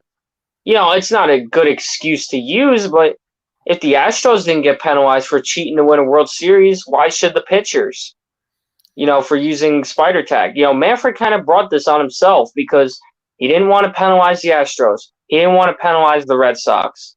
So why, if you're not going to penalize them, why should the pitchers be penalized? I'm not supporting foreign substances, but, why should they get suspended 10 games for for using spider tack, but the Astros literally cheated their way to 2 World Series and you're not going to do anything? I literally don't have answers to that, unfortunately. It's Manfred. The hypocrisy is embarrassing. I mean... That's not a strike. Come on! No, it's not. It's not. That was Torres goes down, and that's not even his fault. Torres struggling, but he framed that 110%. With that being said, real quickly, I do want to share a moment from the Royals game. This was the final out. If there are any expletives, I apologize, but I don't think to this extent or to this point of the video there is any expletives. So that being said, here is it's not good quality all the way. I mean, it's being done on an Android phone, so you can't really expect a lot. With that being said, I'm going to load it up here. Base it. All right, let's rewind this.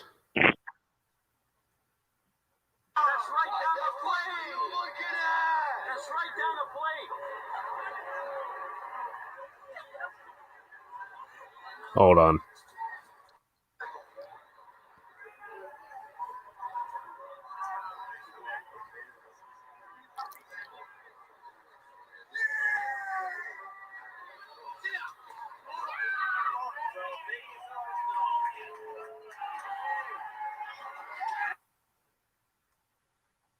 Real quickly, I will just say, for anyone who wants to see the pictures and videos from me from race weekend, follow me on Instagram at Sean_Cacaro7. Or now, you can follow his newly created spam account at sunburnsean.com. TD, to answer your question about David DeCastro, I wasn't happy about it. I'm still not. I don't agree with why they did it, but in a way, I kind of understand it. There was these talks of an ankle issue that might be a problem for the Steelers and the O-line that might cause health problems where he would be going down with an injury. So the rumor is that they cut him to create the cap space to get Alex. What's the guy's name that they just signed? Trey something.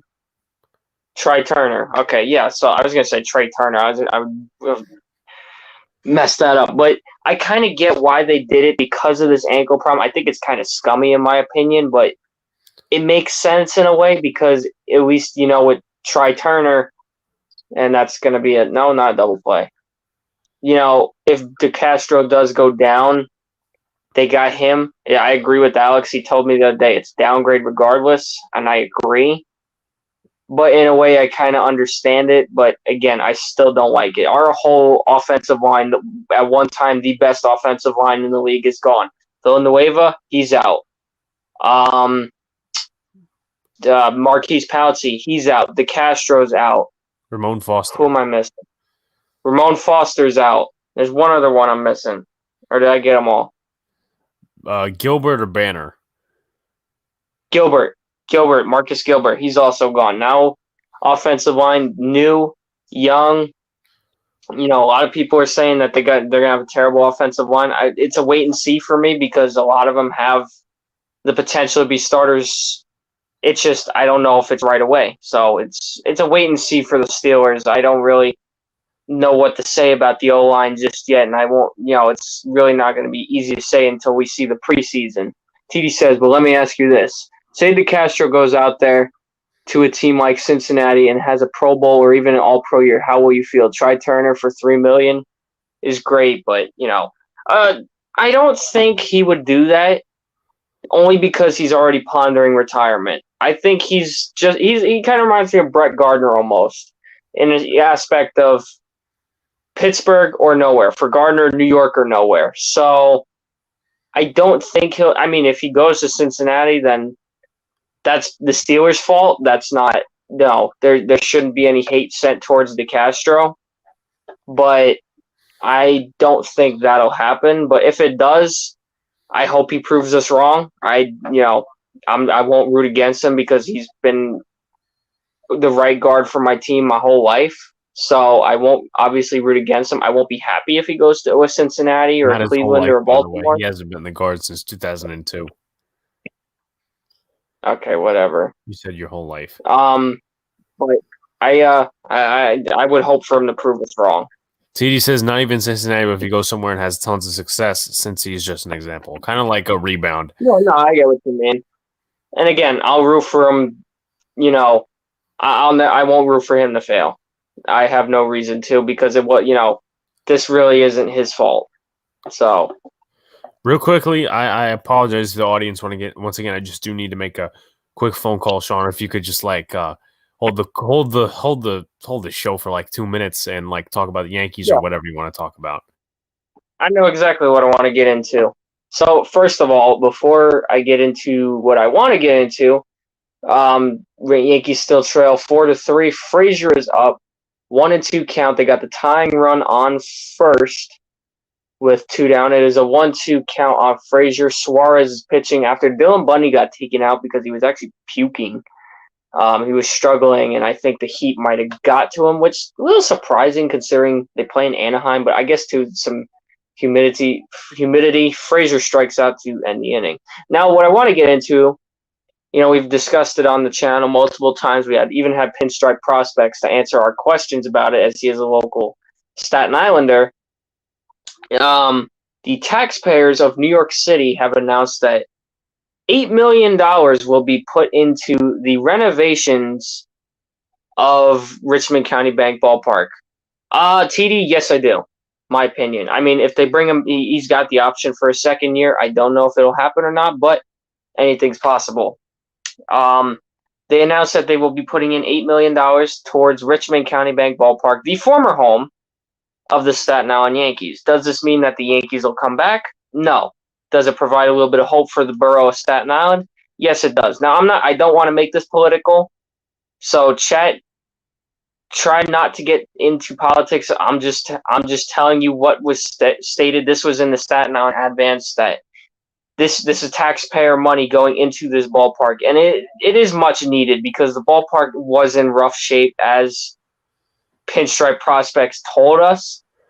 So if they can get that ballpark to the condition it needs to be, it could provide hope for baseball just in general to come back to Staten Island, whether it's independent league, whether it's a minor league team or minor league team for an affiliate, whether that be the Yankees or the Mets or the Blue Jays. Any Northeast team, I feel like, will be the team to pick them up. I hope the Yankees come back. If we were to sacrifice a team, I'd have to pick Hudson Valley because Hudson Valley was actually in worse condition than Richmond County Bank Ballpark. So the move up there never made sense to me. Plus, you got the Brooklyn Cyclones within the same level. So I feel like that would make the most sense. Alex, I'll turn it over to you real quick. I stated before while you were gone, $8 million will be put into Richmond County Bank Ballpark from the New York City taxpayers. What do you think about baseball possibly returning? TD says, Sean, I can't believe you were. What? Okay. This is not true. I don't know where this is coming from. I mean, to be fair, Alex is Alex, but you know. Watch what you say. Well, let's not forget who runs the show here. I mean, he's not here right now, but me. No, not you, not you. Me. And it's based already. Yeah. With that being said, I'm honestly surprised, that they put in $8 million to this ballpark. I thought that it was just going to be a dead field. They replace it with something else. They have someone train there. I don't know. They would probably like scrap it, do something. I would love to see baseball come back to Staten Island. I've never been to the ballpark. One time we tried going. Unfortunately, we tried to go and it got rained out. Prematurely. Yeah, that wasn't really under our control. Who were they? They were playing the Cyclones that day, right? Or was that somebody else? The low or was it Lowell? Lowell, the Red Sox short A team. We saw them play the Cyclones in Brooklyn, and we were going to go see them in Staten Island. It got rained out, so we made the most of it by going. I took you guys to Danino's, which is voted second best pizza in Staten Island. I don't remember who was first. This was recently, actually. We had to make a day out of being in Staten Island, but it sucked because in my opinion, and I'm putting full bias when I say this, I think it's one of the most beautiful ballparks in terms of its scenery. When you have the Manhattan skyline in the background from the borough, I don't think you can beat that because I truly believe, now Chad, if you want to disagree with me, I'm sure Alex will agree with me on this, that New York City's got the best skyline in the world. My opinion. I honestly have barely had New Jersey pizza. But I've had Jersey pizza. I can kind of get behind that. I will kind of get behind that because I've had Jersey pizza and I've never had a bad experience as when Yankees are just getting punched in the mouth by the Angels. Now it's 5-3. What was that? Well, maybe he was not doing good today. He just throw it. No, he threw it to Green. I think he just overthrew the catcher. I don't know where he was going with it, but that's a triple. Anyway, what was I saying? We were talking about pizza. Yeah, no, New York's still the best. No one's beating New York. Maybe Italy, but I've never been to Italy, so I'm not going to quote them. But New York's still the best, and I would say Jersey's probably second, only because I've had pizza in only a couple states, and New York and New Jersey have been the best. I do want to say this. For anybody in the chat that's actually living in the city and has been to Grimaldi's of Coney Island, they have new ownership.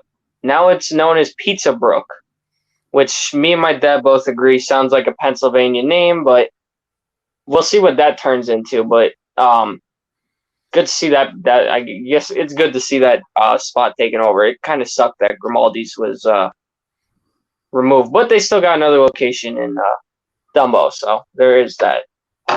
Alex, I'll turn it over to you if you want to turn it to another subject. I mean, what subject do you really have right now? I mean, I wish Luca was here. Unfortunately, due to personal reasons, that he is not here due to a situation. Which I will update you guys. There's nothing wrong with him, but what was I going to say? We won't get into that. Do you know private. Or do you not know? No, I do not know. Okay. I'll take. Well, you're on your phone right now, so you can't really check. Okay, ground ball. LeMahieu actually fields it. We'll get into it after, Alex. Yeah, we'll get into it after. TD, you're a funny guy. I mean, trust me. I'm telling you, I am literally telling you.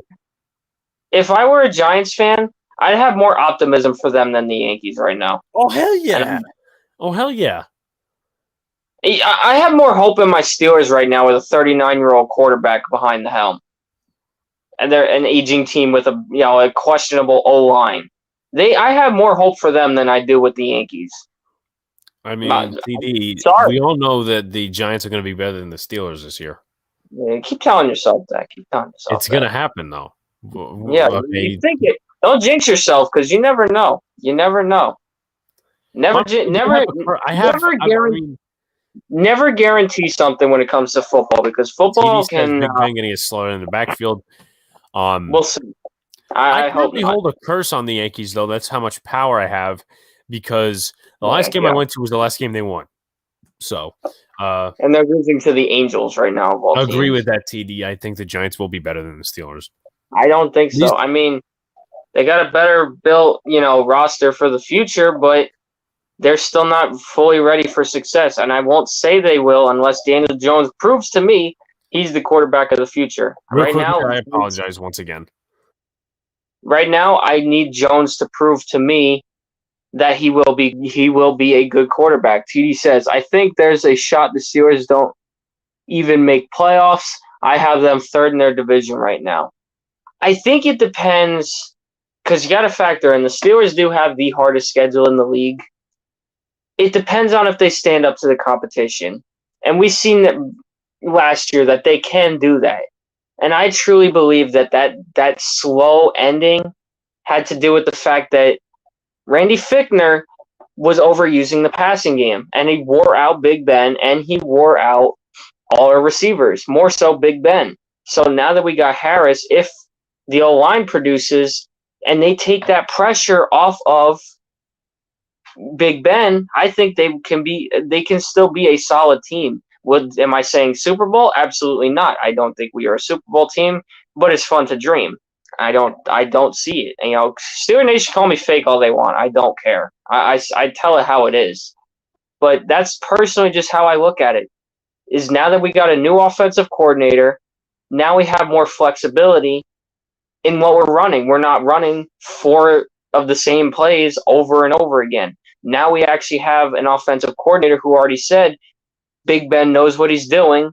We're going to give him some more flexibility at play calling. And you saw every time that happened last year, Steelers offense lit up the defenses. Look at the game against the Colts.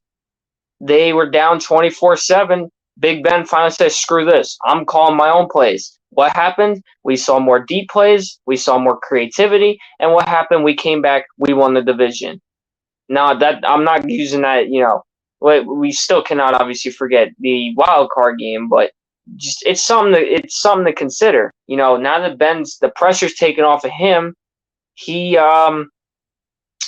we'll see what happens. TD says, I have the Browns at 1, Ravens at 2, Steelers at 3, Bengals at 4. I personally actually have the Ravens winning the division. I'm not. See, here's my problem with the Browns. And you've obviously heard Alex talk about this multiple times. OBJ he's not helped any team produce.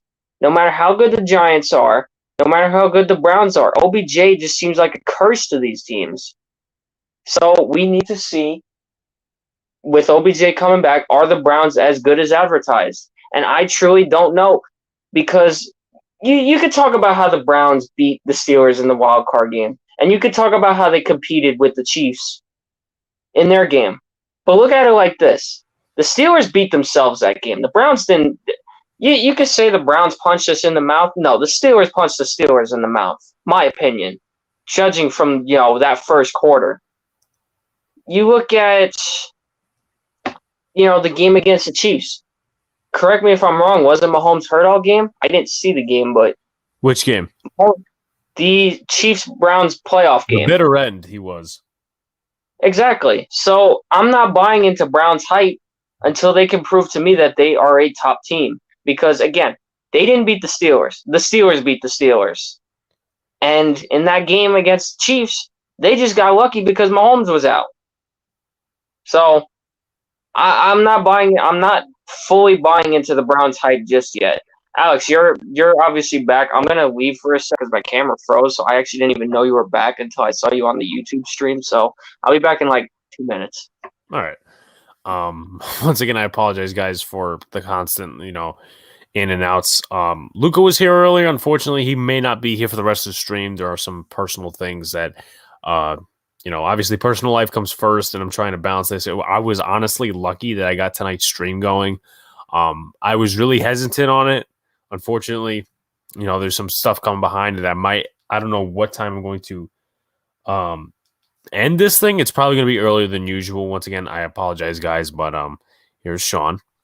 Hi, Sean. So, Alex, what do you think about this whole Browns thing? All right, I did see your comment about OBJ. Put that aside a minute. Are you buying the Browns hype right now? Because first off, do you think the Steelers beat themselves in the wild card game more so than the Browns beat the Steelers? Well, ultimately, it's capitalizing off of mistakes, and that's ultimately what the Browns did.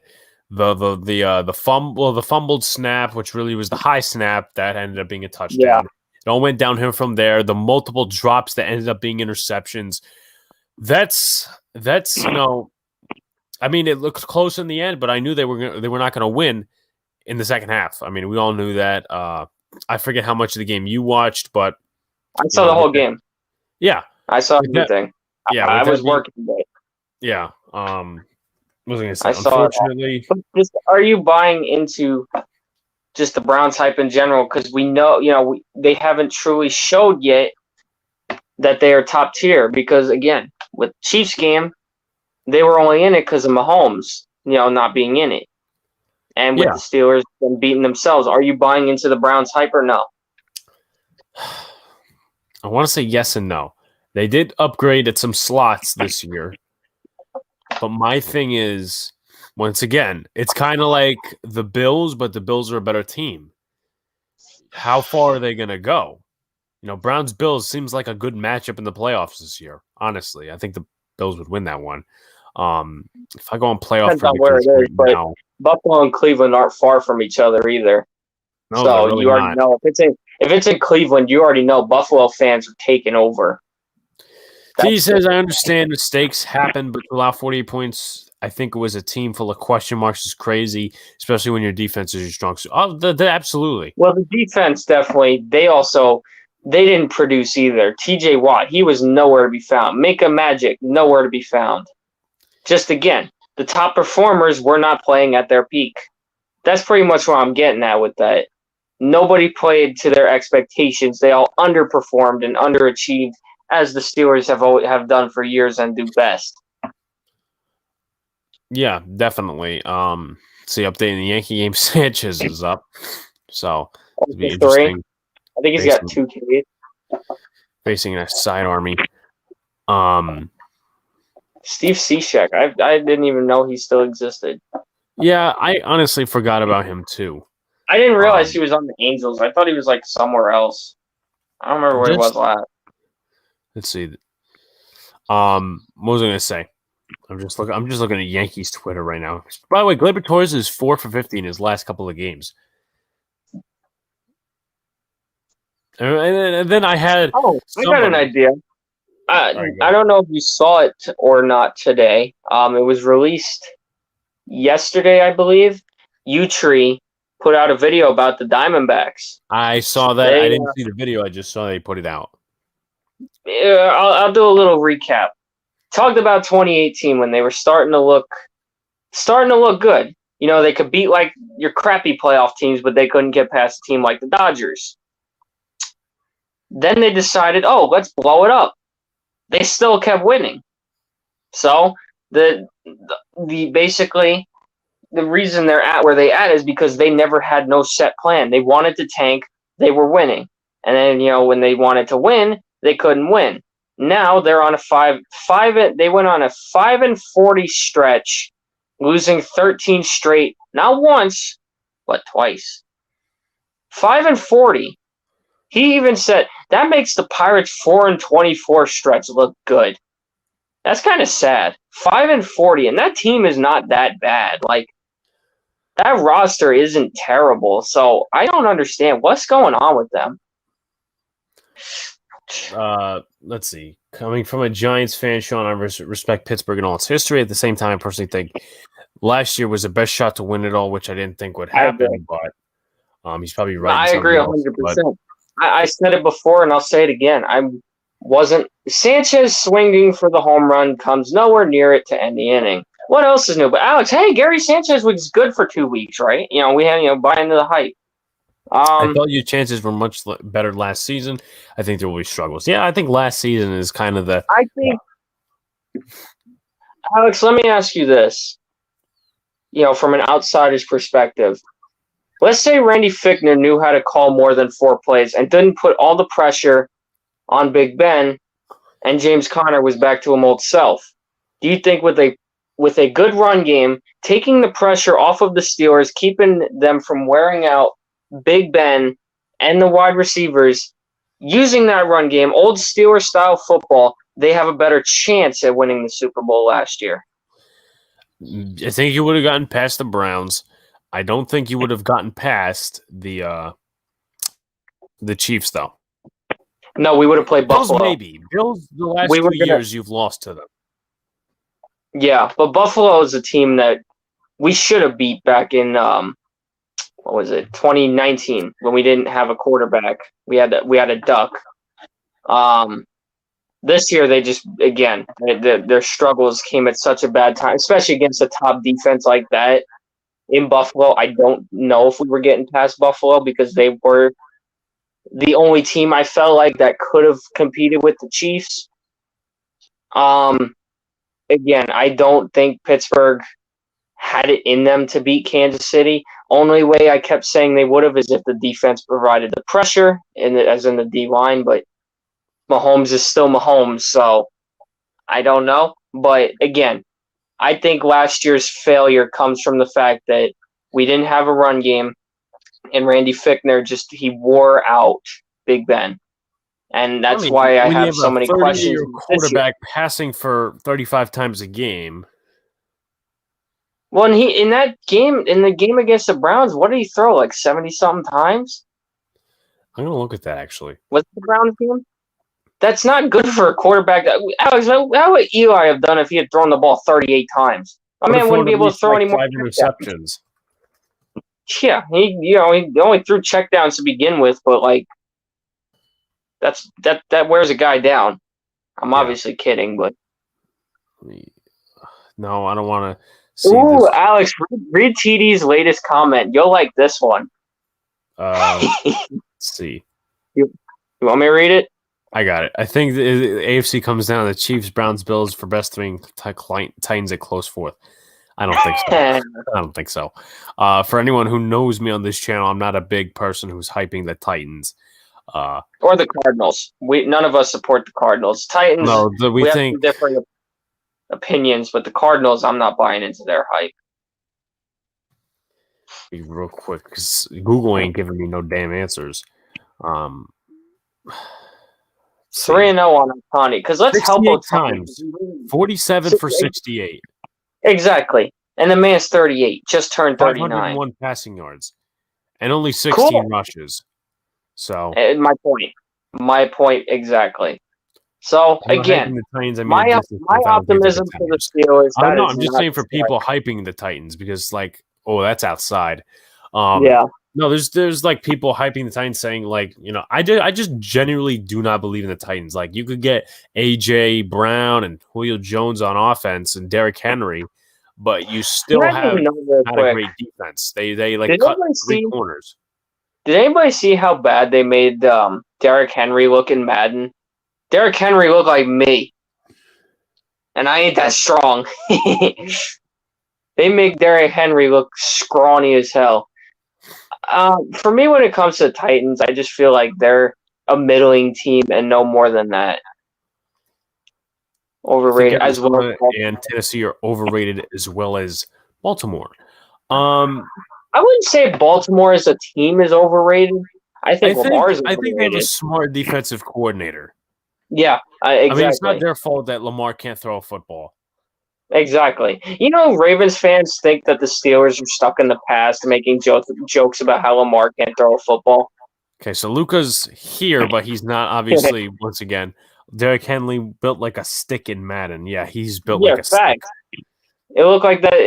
I know everybody's seen the meme by now, but it looked like Derrick Henry looked like SpongeBob. Literally, I probably have more muscle than Derrick Henry and Madden. I I mean, can't even lift my arm right now, but that's all fat. That's not muscle. That's all fat right there. It's going to turn into muscle in a couple Speaking of weeks. the Yankees losing, how excited are we for football season? Oh, I'm so hyped. We're a month away, Alex. Just about a little over a month away. We got the first game, the Hall of Fame game between the Steelers and the Cowboys. So I get a normal preseason. And then obviously you guys open up with the Battle of the Snoopy Bowl. Yeah. If it makes you feel better, Sean thinks you are better than. It just says better than GajovichProtich. The better GajovichProtich. Oh, okay. I misread that. Of course. I've been attacked all street. I'm not answering that. I'm not going to answer that. Never have, never will.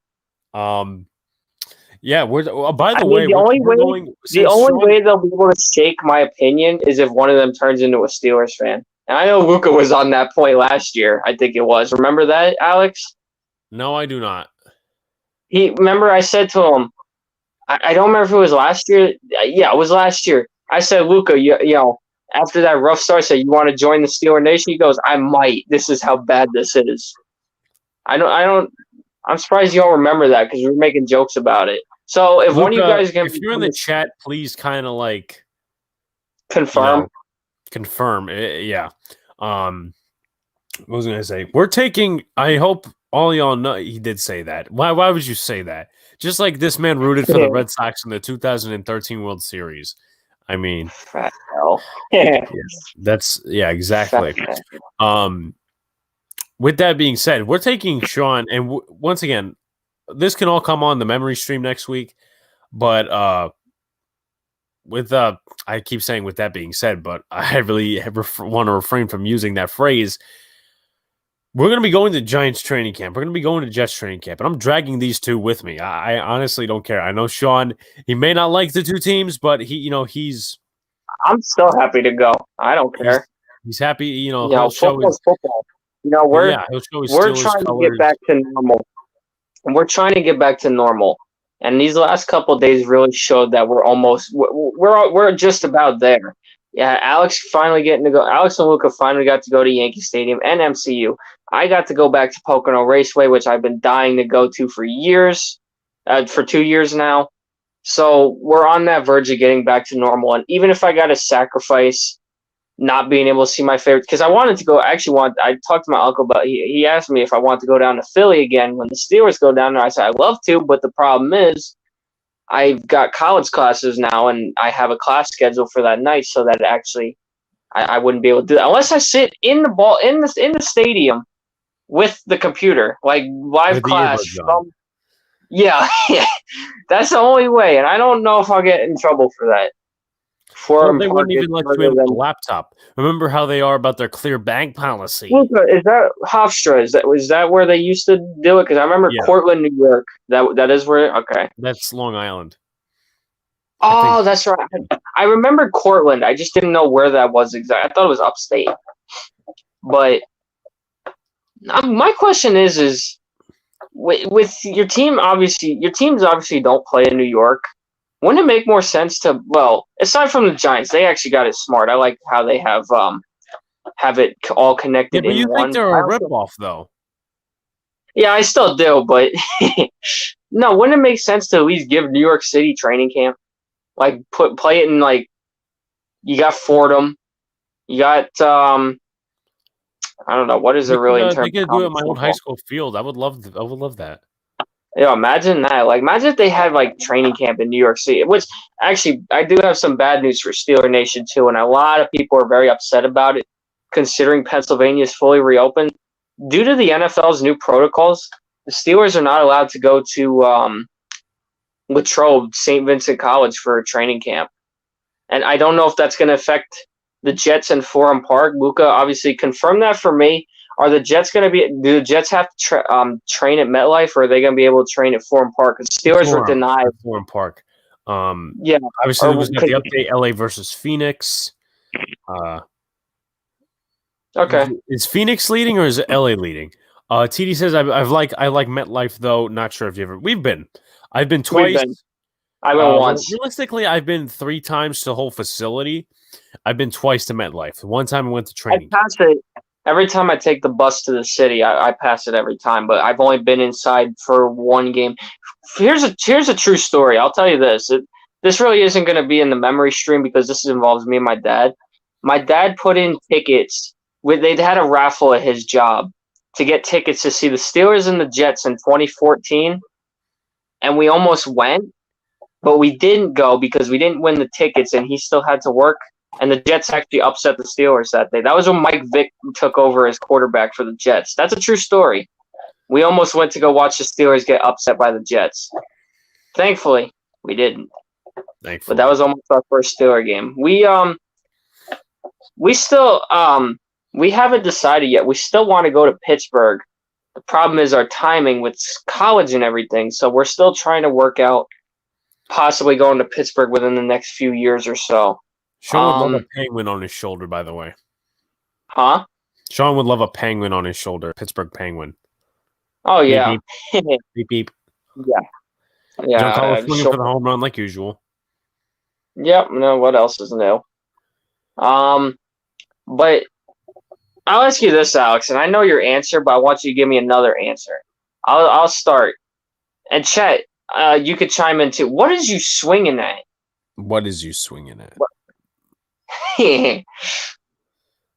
Yeah, I do too. Their minor league team is not too far from here in Wilkes-Barre. Wilkes-Barre Penguins. Alex, aside from the Eagles, what's another opponent you would love to see in the 2021 season for the NFL season? For me, if I had to pick one game to go to, probably when they welcome the Browns. Only because it's going to be a redemption game, and I know that's going to be a super hyped crowd. That's going to be super into it. So I would probably actually pick when Cleveland returns to Pittsburgh.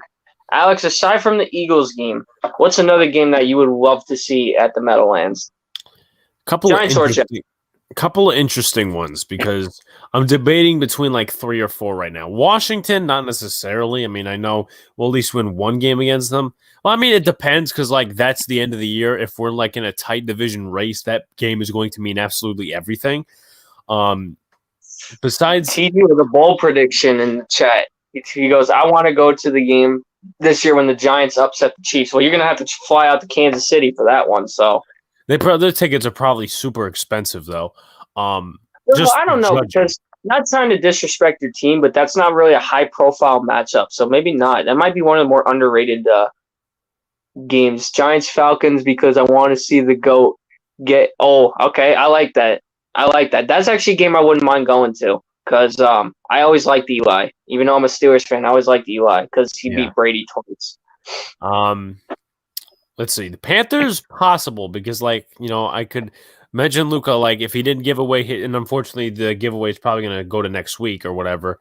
Or we could run it on here. I don't know what he wants to do. And why would you swing at that Luke Voigt? We could do the giveaway on here if he wants to text me, whatever. I know he's not here right now. With that being said, Panthers possibly, Raiders maybe, Cowboys. And if I was to pick an away game, it probably would have to be Miami. TD, the game is actually in Kansas City. If I had to pick an away game, I'd actually love to go to Lambeau because the Steelers are going there week 4 because it wouldn't be too cold. You hate cold weather though. But they're playing in October. Or September. I think it's October. So that's like the perfect time to go. I would fly to SoFi Stadium, not KC. I'd like to go to SoFi, actually. But you know what's awkward about the way they built that stadium? They built it based off the old Rams logo, only for them to change it.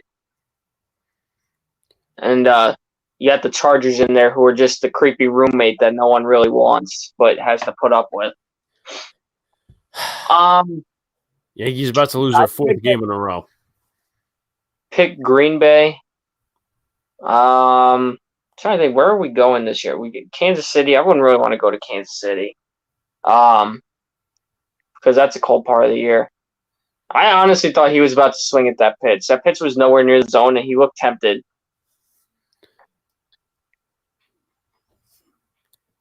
1 second. Oh, okay. Yeah. Ugh. So, chat, throw some questions at us.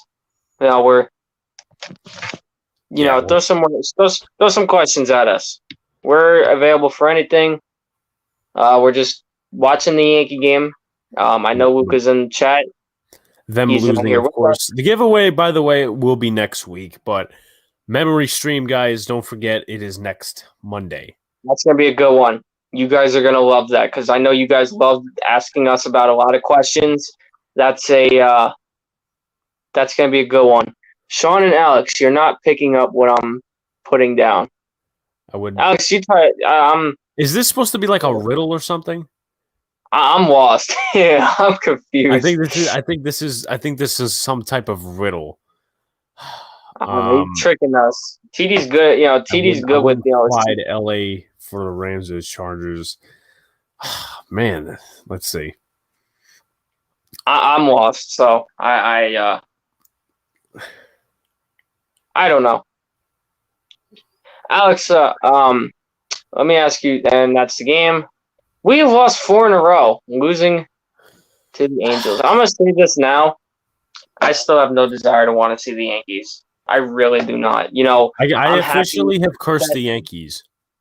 I love the fact that the fans are back, and I love being able to go to the ballparks or the racetracks or the courts again. But I don't really want to see this team right now.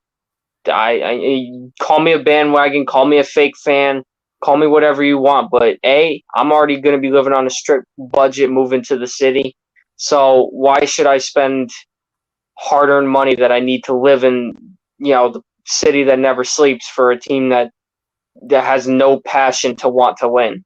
Let's not do this. Let's not do that, please. I would rather. TD says, I told you I want to go to a game this year when the Giants upset the Chiefs. That's it. Once again, that's a bold. I know what he means Super Bowl in LA. Oh, shit. That makes sense. Okay. That yeah. You got both of us, so I'll give you that props was for that. I am so stupid. I am so stupid. Turn 59, 52 clips at the half. I'm gonna flip it to the Mets game. Actually, I want to see. They were losing 5-0. That game is over. So, NHL Stanley Cup Finals are on tonight too. Yeah. I'm gonna take a look. I believe Tampa Bay is up 2-1. Yep, Tampa Bay is up 2-1. They just started the third period. Yeah, I think you're right, TD. When I had it on, they were down 5-0. I want to see if the College World Series has gotten started yet. They were in a rain delay earlier, and it doesn't look like it. It looks like it got pushed back. 59-52 at the half. Right? Yeah. Vanderbilt and Mississippi State, battle of the SEC. Mississippi State, the College of Joe Judge. I'm kind of hoping Vanderbilt wins because Mississippi State knocked out our Notre Dame, so I don't want to see them win. Big crowd too. Looks like a lot of Bulldogs fans. Pitching so you can be live with a Mets W. I mean, personally, I was thinking about going to Mets pitcher Jared Eichkoff might have just admitted to taking his pitches. Nice. I can't do anything tonight. Now I forgot what I was going to say. Yeah, I totally lost. I think Luca caught me off guard. I remember what I was saying. I was originally gonna pick like the Mets, the Subway Series, right before the All-Star break to go to. We ended up. I'm like, you know what? That's how many weeks away. Let's actually go to the Royals. That's gonna be expensive. Yeah. But obviously, he was a former Philly pitcher, TD. He wasn't very well liked in Philadelphia, so they shipped him up to New York. Yeah, LJ Mazzilli, trade with your. Was that trading with your rivals, or was that? Actually no, I don't. I think he was probably a free agent. I don't think you'll see the Phillies and Mets ever trade with each other. But anything's possible. Adam Ottavino, right? Yeah. Yeah, and he's doing better with Boston. Destroyed us this weekend. Yeah. Man. Yeah. What was I going to say? I think we're going to end around 10:30 somewhere around there because once again, I do have some personal stuff to take care of. Obviously, Sean, I'll tell you when we're in the studio. But obviously, once again, questions, discussion topics, stuff like that. Yeah, anything. We're open to anything. Right now, this is now a pretty much ask whatever you please. I mean, we normally allow that, but since we don't have Luca here to really discuss NBA playoffs, yeah, we're gonna go. Yeah, I like that. Let's go for another 12 hours. I'm down. I just finished working at my last job, so I'm off for 2 weeks before I start my new one. So someone put on Twitter, Luke Voigt sucks, most overrated first base in the sport. I'm not getting into it again. The Yankees could do whatever they want this year. It's whatever. I'm not getting my hopes up. What's the reason to get your hopes up? Every year they disappoint. And we're the team that's supposed to set the standard, and right now the standard's pretty damn low right now. Our AAA team looks better than the Yankees right now. I'd rather go see a Rail Rider game right now. If they put take up 3 19 out of runs 4, yesterday. let's just say the friggin' what do you call it? Angels.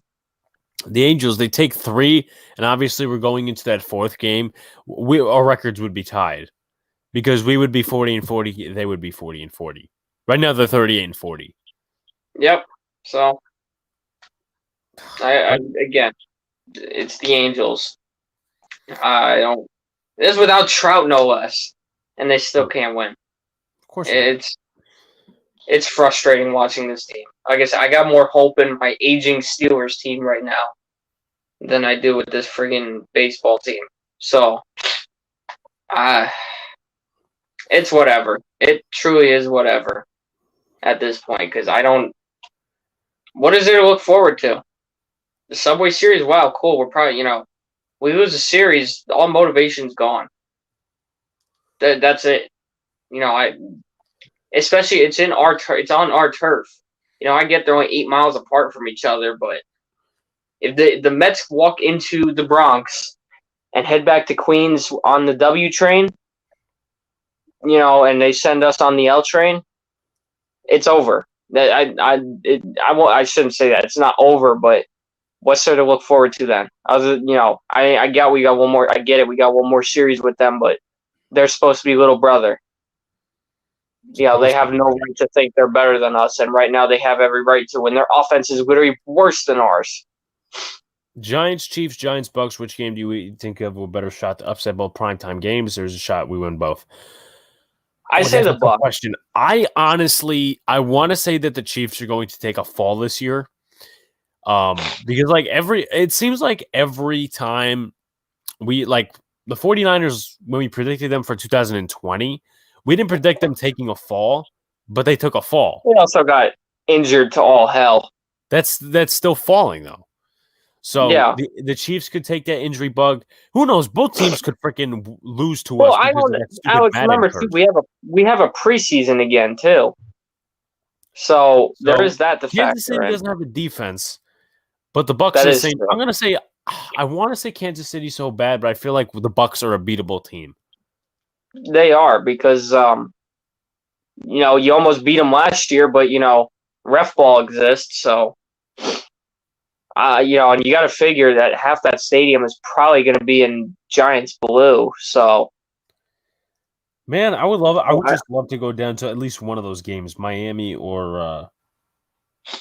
Alex, I'll ask you this, and I think I already know the answer to this, but which Florida matchup looks better to you on paper?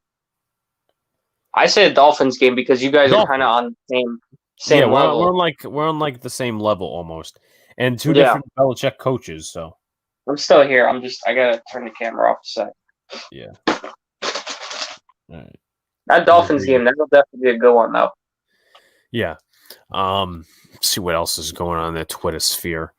Oh, by the way, I forgot to tell you, Sean, I put up a poll What was I going to say? I put up a poll a couple of days ago. Said Gary Sanchez, is he an all-star catcher? Tied 5-5. So I said, let's run it back. Is he an all-star catcher? Final results, total of, hold on, I got to do the math here. I don't like doing math. Total of, let's see, real quickly. 8 votes for yes, 4 votes for no. Yeah, no, 0 for 3, they're 0 for 4, 3 strikeouts. Yeah, there's your all-star. I'm batting like It's so 230 sad. Like, something. I'm not even talking about Gary at this point. It's so sad that Grandal and Maldonado are finalists. They're hitting like 150. Yeah, Maldonado's got a 171 average. Grandal's 190. It's a popularity contest.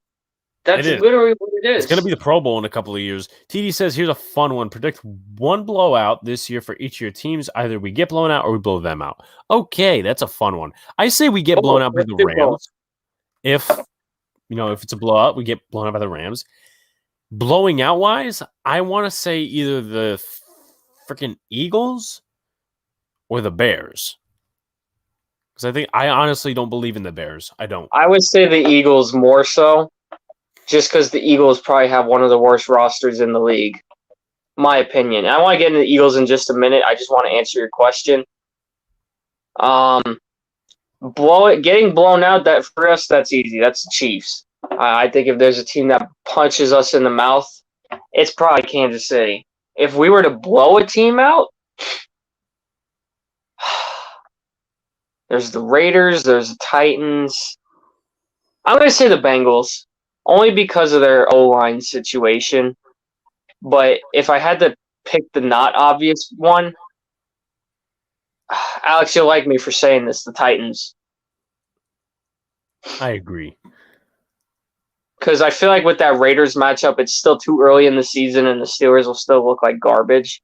But Alex, I saw his meme the other day, mocking Eagles fans because Eagles fans are actually buying into hype that they're actually going to be good this year. What's good about the Eagles? Real quickly, I saw a video from Eagles YouTuber that said why the media hates the Eagles. They're not good. What's good on their roster? Me. Isn't Ertz possibly going to get traded anyway? You lose Ertz, then what do you have? Ertz badly wants out of Philly. I have no word. This has been such a dead topic. He could be out the next 2 years. I've heard that rumor somewhere. What was the rumor? That they said that these charges, if it takes too long, it could be 2 years he's out. Aaron Boone, talk is cheap. We got to perform. So perform. I mean, like, what's so hard? Yeah. I don't understand these Eagles fans though with their hype. What's there to hype? Jalen Hurts? What good's Hurts if you only got one target? If that. What's their defense? Who's good on their defense? I honestly, if we don't sweep them, I think it's a disappointment. But also, I would like to at least get them once. Yeah, if you guys get swept by the Eagles, there's a lot wrong. Yeah, and I wouldn't say that. Richard Sherman is still on the market. Yeah.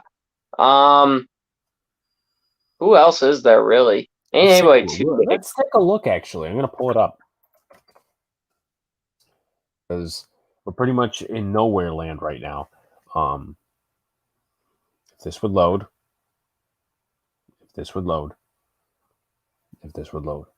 Underrated blowout first blown out the Raiders. Oh yeah. You asked me, I don't believe in the Raiders. Yeah. I no. What is there to believe in with Las Vegas? They got Derek Carr, cool. What else they got? Let's turn it over to Spot Track real quick. Quickly, Spot Track, here we are. Geno Atkins, I know he was supposed to work out for the Cowboys. I don't know what happened there. Don't listen to this. Shaq Barrett was brought back. Melvin Ingram, I think he's not on a team Atkins yet. Doesn't Geno Atkins sound like the name that the Cardinals would pick up? He seems past his prime. Yeah. Oh, yeah, I agree with you there.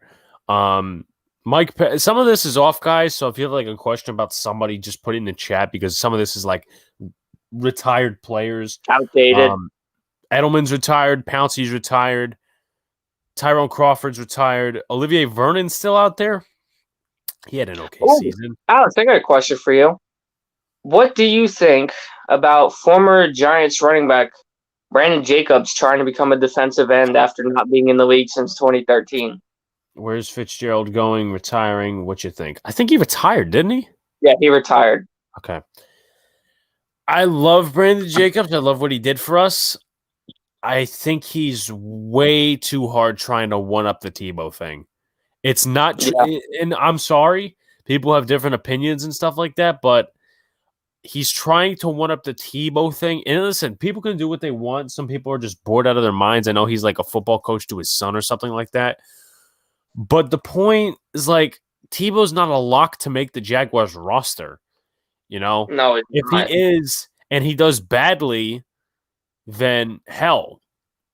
You know, obviously that was a waste of space. That's the Jaguars' fault. That's nobody else's. But I think he's just trying, as I said to my brother earlier, he asked me the same question. I said, listen, great running back, or at least good running back for the Giants during the Super Bowl run. But once again, I just don't think that, you know, I just think this is all one-upping the Tebow situation. He didn't retire. He retired a long time ago. I think his last year was like 2013. 2013, something like that. Avery Williamson, he's still a free agent. KJ Wright, he's also a high name out there. He's a free agent. A lot of Giant fans want him. I don't know why, since we already have some good linebackers. Don't listen to Justin Simmons. He is with the Broncos. He signed another franchise. If some of these guys are on here that are on the rosters of different teams right now, it's probably going to be franchise tagged. Russell Okung, he's a good tackle, but never stays on the field. He's probably focusing on his Bitcoin. Josh Norman's still out there. Freaking old-ass corner. Oh, Fitzgerald? Yeah, apparently he did retire, at least according to Sean. Everson Griffin. That was interesting. I think they traded him to Detroit from Dallas. I mean, that was just a weird transaction. Ennis Kelly, he's not a bad swing guy. You could pick up Jesse James, Sean, your former tight end. We already we drafted somebody, so that won't happen.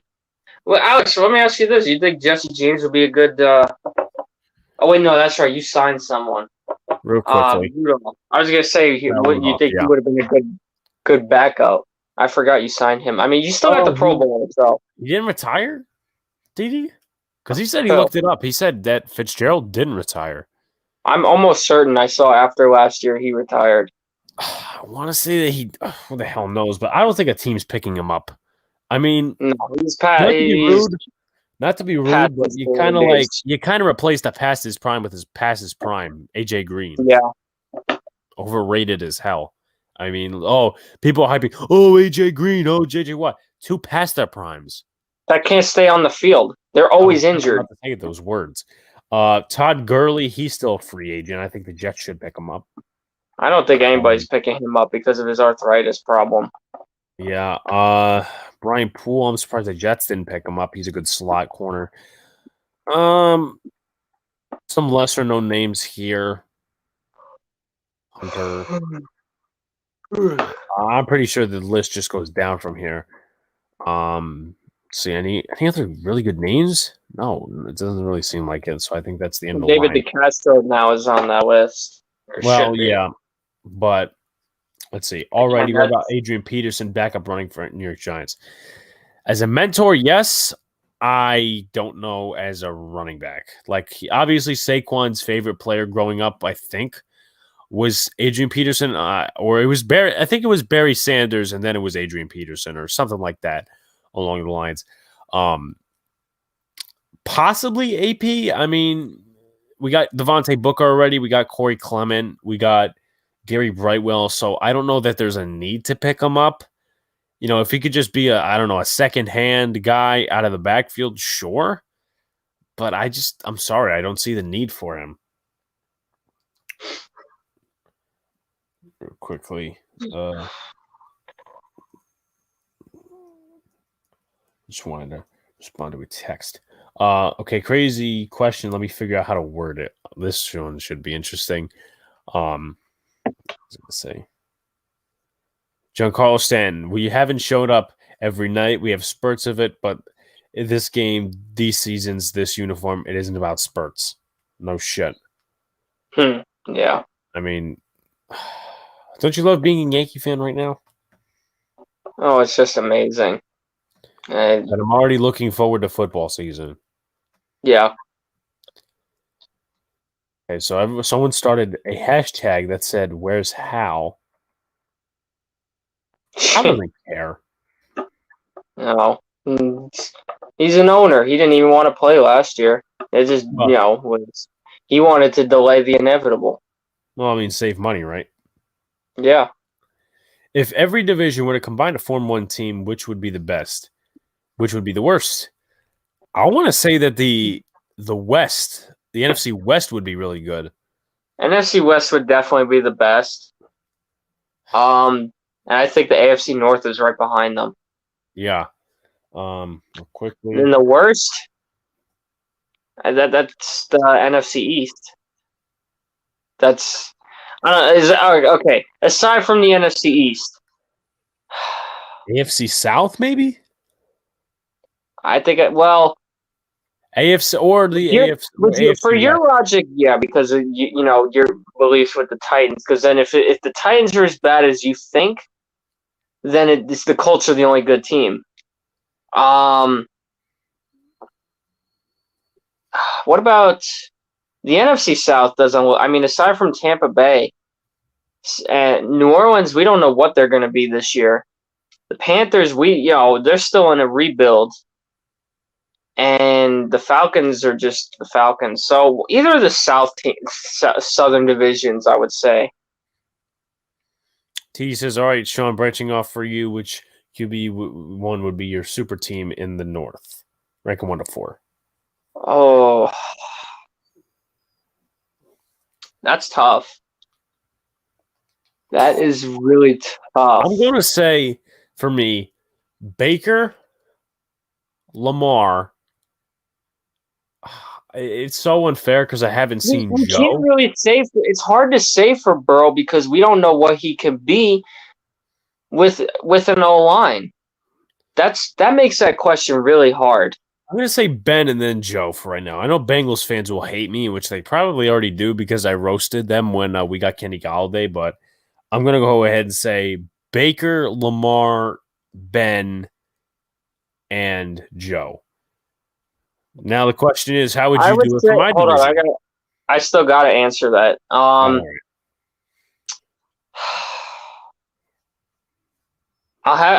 There's really no other choice. I guess you'd have to put Baker at 1.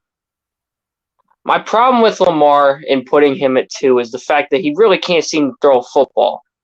Ben can at least.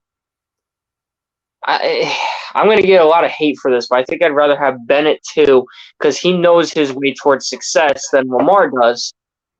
I'd put Ben at 2, Lamar at 3, and Joe at 4. If Joe can produce... Joe can produce, I'd move him. Hold on 1 second. Real quickly, just to interrupt. Leonard Williams is with monkeys. I know you can't see because of the green screen and stuff like that, but he's literally playing with monkeys right now, or at least this was a couple hours ago. Zoological Wildlife Foundation. He's literally with monkeys right now. Interesting. Sean, go on. No, I pretty much finished what I needed to. How about the NFC East? That's your division.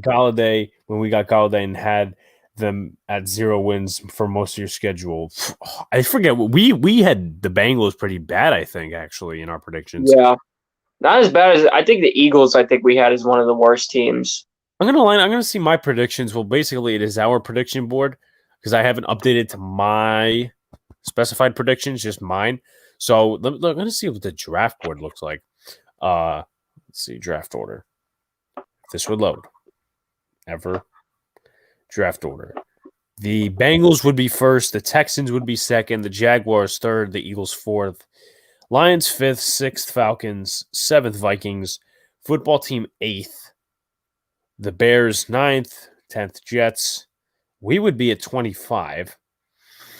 Rams, obviously, we have them winning against the Chiefs. So, yeah, we have the Bengals pretty bad. I mean, I know Bengals fans will probably be pissed off at us. But I know Sean loves Bengals fans. Oh, yeah. I love when Ben is injured and they throw things at him. That makes me really happy. Now, Alex, let's rank your division's quarterbacks. At number one, I'll let you go first since it's your division. Who do you have at number one? I'm going to go with Dak. My question about putting him at one, even though I do think he's better than the other three quarterbacks, what's he going to be when he comes back? You know, when your leg is twisted in the opposite direction, that's not easy to recover from. So we got to see what Dak turns, if he can bounce back. But I think I got to agree. I think we put him at one. I want to say Jones at two, but I think Fitzpatrick might get an edge. He's a better backup. He'd be a better backup. Funny. He says Dak, DJ Fitz, and then Mike Glennon. I like that. Then again, we might classify Joe Flacco as the starting quarterback for the Eagles. That is true. Joe Flacco said he's fighting for a starting job, so I think I would go Dak, Ryan, DJ, Hurts. Actually, I agree with that. I have to put my bias aside. I'm sorry.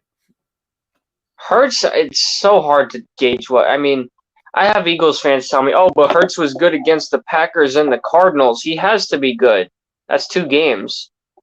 So I don't know what Eagles fans are going with that. So I fully agree with Alex in his rankings there. You want to do the Jets division? Sure. Why? Yeah. Why not? You want to just hit every division while we're at it, since we're already. Yeah, might as well. Eagles fans because their guy got left off the top 40 QBs. Oh, shut up, Eagles fans, please. Joe Flacco and Jalen Hurts do. It sucks now because they cut Jamie Newman, so we can't make jokes about that. Yeah. But AFC East, you got Zach Wilson, Cam Newton, and started like 4 games. He also had a lot of fumbles towards the end. So we're going to talk about Daniel Jones with fumbles as well. The Eagles quarterback's not a fumble. For the AFC East, obviously, I think Josh Allen has to be at 1. Yeah. I don't think anybody's unless Zach Wilson becomes a top quarterback, which that's not going to happen within a year, though. No, that's going to take time. At number 2, it's a battle between Cam Newton and Tua Tagovailoa. Alex, what do you think? I'll be honest. I think I'd rather have. I'm sorry, but they got their asses kicked by San Francisco last year. Yeah. Honestly, I think I'd rather have Tua right now because he's younger and he still has the potential to be a top quarterback. Cam Newton's on the back end of his career. And Newton's nowhere near what he showed spurts of that last year, particularly against the Seahawks, but after that game, he showed he's aging. So I would have to put Tua at 2nd, Newton at 3rd. Wilson, we really can't rank him yet because we don't know if he'll be good or not. So Wilson has to be last for now. Alex, do you agree or disagree? Wilson last. Okay, so TD says Allen, Newton, Tua, Wilson. I'm talking about current talent, not taking into account age, because if we take into account age, you have DJ over Fitz. Yeah, agree with that. Real quickly, I would agree with the assessment. Cam's on the back burner of his career. Tua had a couple of weird spots last year, but also the Dolphins were so indecisive with him. It wasn't really great. Angel Hernandez is trending on Twitter. What the hell is this time? That can't be good. No. Giants Dodgers game. So why they haven't fired yet? I don't know. Well, at least the Dodgers and Giants fans found a way to bond over something. For once. Do NFC We'll West. say That'll we're be going to good. go from division to division. We did the North, so AFC South is next. AFC North. No, we did the North. We did that before. I don't think we did. Yeah, we did. AFC North. You had it How at. about the NFC? I thought we were going to do AFC and then NFC. Well, let's do it my way. North, South. Well, we already did the NFC East, so that would make the NFC North next because we already did AFC North. Yeah, but we did the NFC. Okay. You clearly don't know the logic. I do know your logic. AFC East, NFC East. We already did the NFC East before, so we go to the AFC North, which we already did. So next would be the NFC North. That's what I said. Yeah, and you told me I was wrong. No, I didn't say you were wrong. What we are doing here is wrong. All right, NFC North it is. It's Rodgers for now, Kirk Cousins, Jared Goff. Who am I missing? And Andy Dalton, because Dalton is still technically the starter. Ooh, bold by TD. Rodgers, Cousins, Dalton, and then Goff. 5 fulls. That's bold. I agree with Rodgers at 1. I don't think any of those other 3 are better. I mean, obviously, Kirk Cousins is better. Cousins, is definitely second. Between Dalton and Goff, I don't know if I could really put Dalton above because when he played for Dallas last year, he really wasn't. I agree. I think Goff is going to be horrendous in Detroit. I don't know. I mean, Dalton looked like garbage last year, so. Goff That's is tough. in Detroit. I don't know. That's really tough, actually.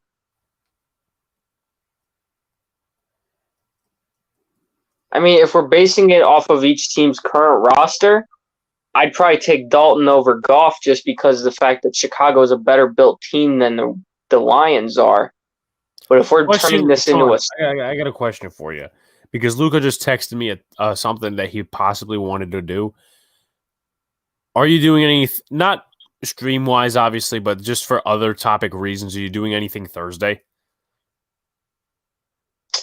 What is Thursday? I don't think. I mean, Thursday's the day before Friday and the day after Wednesday. Yeah, thank you. I knew that, but I don't think. I mean, I'm gonna be packing, but by nighttime, obviously not. So I don't think so. Okay. It's not as of now. Okay. Has he brought he because of the situation, he kind of feels bad about not being on here. So he was talking about another stream possibly this week. I said we'll see, what happens. Well, what we could do, obviously we got the Subway Series coming up. That's this weekend though. I know, that's tough because of our schedules. Well, we got the memory stream too. Is there anything really? What's coming up in sports this week? What do we got coming up? The finals. Well, not the finals, but you got Conference the NBA playoffs.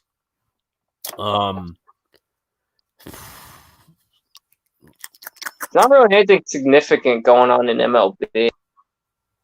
Real quickly. If we wanted to, we could try calling a Yankee game, but then again, is that much to do? Yeah. Luca, we'll get back to you after we are done, and we will come up with a plan. And obviously, guys, follow the Twitter.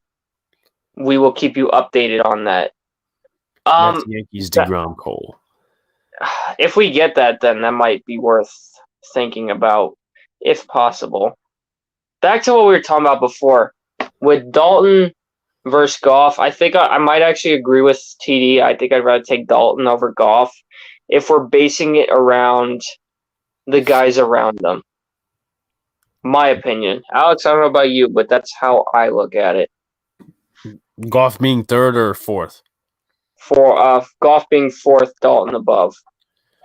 Goff being fourth, Dalton above. I wouldn't say Dalton. I still would say Goff before Dalton. What was I gonna say? I'm just looking at the Yankees schedule right now. No DeGrom Cole, unfortunately, because he is facing David Peterson. At least I think that's his name. That's like off. I mean, I'm sorry, but like you would want DeGrom. Let's see. We do get Sunday Night Baseball, but it's Tyan and Eichhoff. Yeah. And then obviously next week, obviously we'll see what happens. Because I know you were talking. Well, we got the 2 streams next week. Yeah, we got the 2 streams next week, and plus I'm limited with my schedule next week because of me moving next week. Yeah. So, hell was I gonna say? I'm going blank on something for some reason, but I would say Thursday would probably be. What's going on, Sox? Congratulations on the sweep. Congrats on the sweep. We just lost again, so. Yeah, so we're. It's same shit. Well, I know you were talking about next week, possibly like after dark show. Oh yeah, with the A series. That's the Mariners. But again, we already got 2 streams scheduled for next week, right? Only one, because that's memories. Well, we do need. Oh yeah, then we do need to kind of make up for that. So, what if we did the memory stream that Tuesday, that Monday? Sorry, Monday. Honestly, I would say Monday, because Monday the Yankees are off. Well, yeah. Well, that's why we got the memory stream for Monday. I'm talking about this another day that we could make up, because I know Luca say he wants to be here. I would say Thursday of this week will probably be best, at least for me personally. All right. Well, we'll obviously, or Wednesday even. Yeah, we'll discuss that after the show and stuff like that. I got student orientation in the morning, and I really don't want to go. Well, I mean, it's virtual, but like I don't want to wake up and then driving school. I mean, the guy's like, "Oh, I could be done by 11 or 12." I'm like, you couldn't give me a consistent time. Yeah, the Sox came back and won. I saw that they were losing before, so I guess they came back and won. Alex, since we'll go back to the quarterback discussion, now we got the AFC South. You got Trevor Lawrence. I don't want to wake up. Trevor Lawrence, Ryan Tannehill, Carson Wentz, and for now, Deshaun Watson. I honestly want to say Tyrod Taylor for the hell of it, honestly. Well, for now, it's Watson. I'd rather stick with, because I feel like Taylor would be at the bottom. Well, all right. So Lawrence is last because he hasn't played yet, so we can't rank him. So what first 3? It's hard to predict for Wentz because we don't know what he's going to be yet. I'd probably put Deshaun at the top, and then it comes down to Wentz versus Tannehill. And honestly, I think I'd rather take Tannehill over Wentz. I'm going to take Tannehill. Both reconstructed quarterbacks with different teams. Yeah. Well, obviously, we just got to wait and see with Wentz. So now we got the NFC South. Brady. Who's the technical starter for New Orleans? Jameis. Is it? I thought it was Taysom Hill. No, I honestly think it's I don't know who it is, but I think it's going to be Jameis. He says Watson, Wentz, Tannehill. Yeah. Okay. Yeah. So okay, Brady, Jameis Winston. Yes. Jameis Winston, Sam Darnold, and Matt Ryan. That's actually low-key kind of a stacked QB division. Says, in all seriousness, I'd rather Tannehill at 2, but I think Wentz will be at 2 at year's end. I can honestly kind of get behind that. I feel like if he has a good year, then that'll definitely be up for debate. Obviously, Brady goes first in the NFC South. I don't think that's even going to be disputed. I got Matt Ryan at second. It comes down to Darnold versus Winston for me. Winston I didn't do terrible in his last start, though. No, I think I'll take Winston just because, aside from the 30 interceptions, he has shown that he can throw a football. And he can be pretty damn good at it if you don't throw the interceptions. So I think I'll take Winston over Darnold. If it's Taysom Hill as the starter, then that's easy. Darnold goes on top. But Yeah. we're basing this as if it was Winston. Alex, Yeah. what do you think? I'm gonna go with Darnold being last. Well, and then you pretty much agree with my rankings then? Yeah. Okay. TD says he thinks AFC Darnold West. will be at 2 years' end. I tell you what, honestly, I think the Falcons made a mistake by picking Pitts at 4. Yeah. I don't think they're a ready team to win. I think you new coach, new philosophy, new rebuild. Might as well you're better off tanking at that point. AFC West. Mahomes, Drew Lock is still technically the starter. Derek Carr, Justin Herbert. This is another stacked QB division in a way. Obviously, Mahomes is last. I don't know what you're. Yeah, of course, Mahomes is last. Mahomes, he's a bum. I don't know why anyone would would want him. Mahomes at first. Herbert, Carr, and Lock. and Bridgewater. I'm going to take Herbert over both of them, and I think I'm going to take Carr over both of them. I'll take Herbert at 2, but I don't think we can underrate Derek Carr. He's a good quarterback. He just doesn't have any pieces around him, in my opinion. If Carr had some more pieces, I would definitely put Carr higher. Yeah. I'll put Carr at 3 and Lock at 4. Now, here's the one TD wanted. He wanted the NFC West. Russell Wilson, Jimmy G for now, Kyler Murray, Matt Stafford. This is a good one. Who are you taking at 1? Stafford, Murray, Garoppolo, and Russell Wilson. I'm taking Wilson at 1, Stafford at 2, Murray at 3, and Garoppolo at 4. I think I agree with that. Wilson, he's always good. Him and Stafford. If Stafford becomes really good, he might end up moving above in my ranking. But Jimmy G's definitely at the bottom, and Murray, Murray's McCoy. I like that. That's funny. Murray's got the targets. I mean, there might be past their prime, but he's got targets at least. So we'll see with him, but I don't think that top 2 is. I mean, the top 2 might flip flop, but I don't think either of them fall below, 2. People are now suspecting a pitcher from the Orioles of cheating. Probably Means, because I remember seeing in the game. Not Means. Number 56, Hunter something. Oh, Hunter Harvey. He's a top prospect for them. Yeah, they're thinking he's cheating. Oh, yeah, that's right. Colt McCoy's the backup in Arizona now. Yeah. Shout out to Evan in the chat. What's going on, man? I know you probably love the Yankees right now. Vanderbilt just took Game 1 of the College World Series. I know a lot of people. Wow, both teams only had... Vanderbilt, with their 8 runs, only got 5 hits out of that.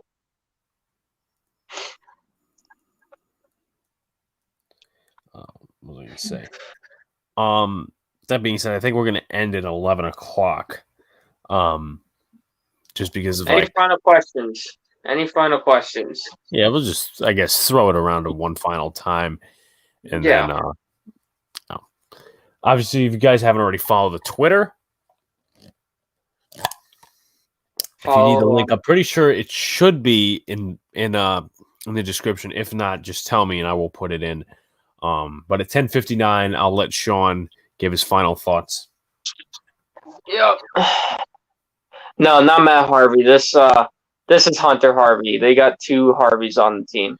Clippers slaughtering the Suns. Why is that's kind of surprising. I have to go watch the game probably when I go upstairs, but whatever.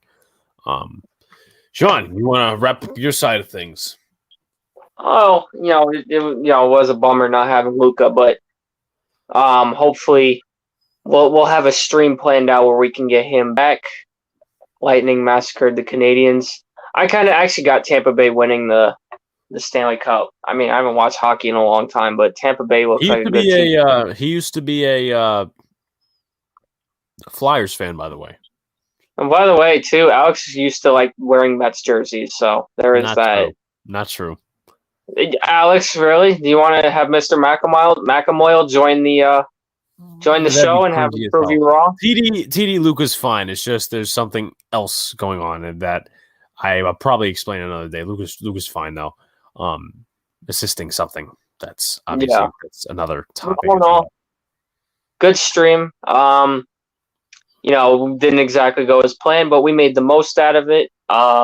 Again, all in all, the biggest takeaway from this weekend, no matter how much of a joke the Yankees are right now, we both got to go see two of our most favorite sporting events. So there's that. So all in all, we got 3 more streams before I leave. 3 within the next 2 weeks or week and a half now. So all in all, again, just love doing this. So you guys make this possible, and I appreciate it. Yeah, I mean, y'all forced Sean into doing this as much as I did. Let's see, real quick from TD. Great stream as always, guys. Love being here. Hope my Mets kill your Yankees and have a great night. Go NFL. Yeah, that's probably going to happen, TD. Wouldn't bet definitely an interesting. Or it'll be the one series where the Yankees wake up before they get slapped the next series. Yeah. With that being said, guys, unfortunately, there was a lot of mishmash with this stream. That's obviously not my call. It's uncalled for nature, I guess. I'm not really blaming it on anyone, but obviously it's some personal stuff in the background that I really haven't been in. This really hasn't happened to me. But once again, thanks to Sean and then Luca. Obviously, he came on for a little bit. Obviously, I thank him for that, and he's taking care of a personal situation right now that I probably have to tend to in about a couple of minutes. With that being said, guys, it was very fun to come back to some sports events this weekend, whether it be the Yankees winning and that being their last win and me cursing them, or going back to my mom at East Park and having oily chicken and seeing the Mets minor league team lose to the Phillies minor league team. It was all in all a fun thing. We're going to be vlogging some games in the future. I just obviously have a thing of how I want to do it. Yankees lose. What can you do at this point? It's going to be up to them. It can't be up to the fans. If they listen to the fans, it would be a hellhole. But you can't do anything because it's just they have to contribute and they have to have some energy. And if they don't have energy, well, you know what? That isn't necessarily my issue. It is, but it's not. A lot of fun things coming up on this channel. I'm going to try to get some videos out within the week and stuff like that. Keep you guys posted. Follow the Boys in the Big Apple Twitter. If you guys haven't already, like, comment, and subscribe. Turn on that notification button so you get notified when a live stream pops or video drops. Peace out, everybody. We'll see you next time. Good night, everyone.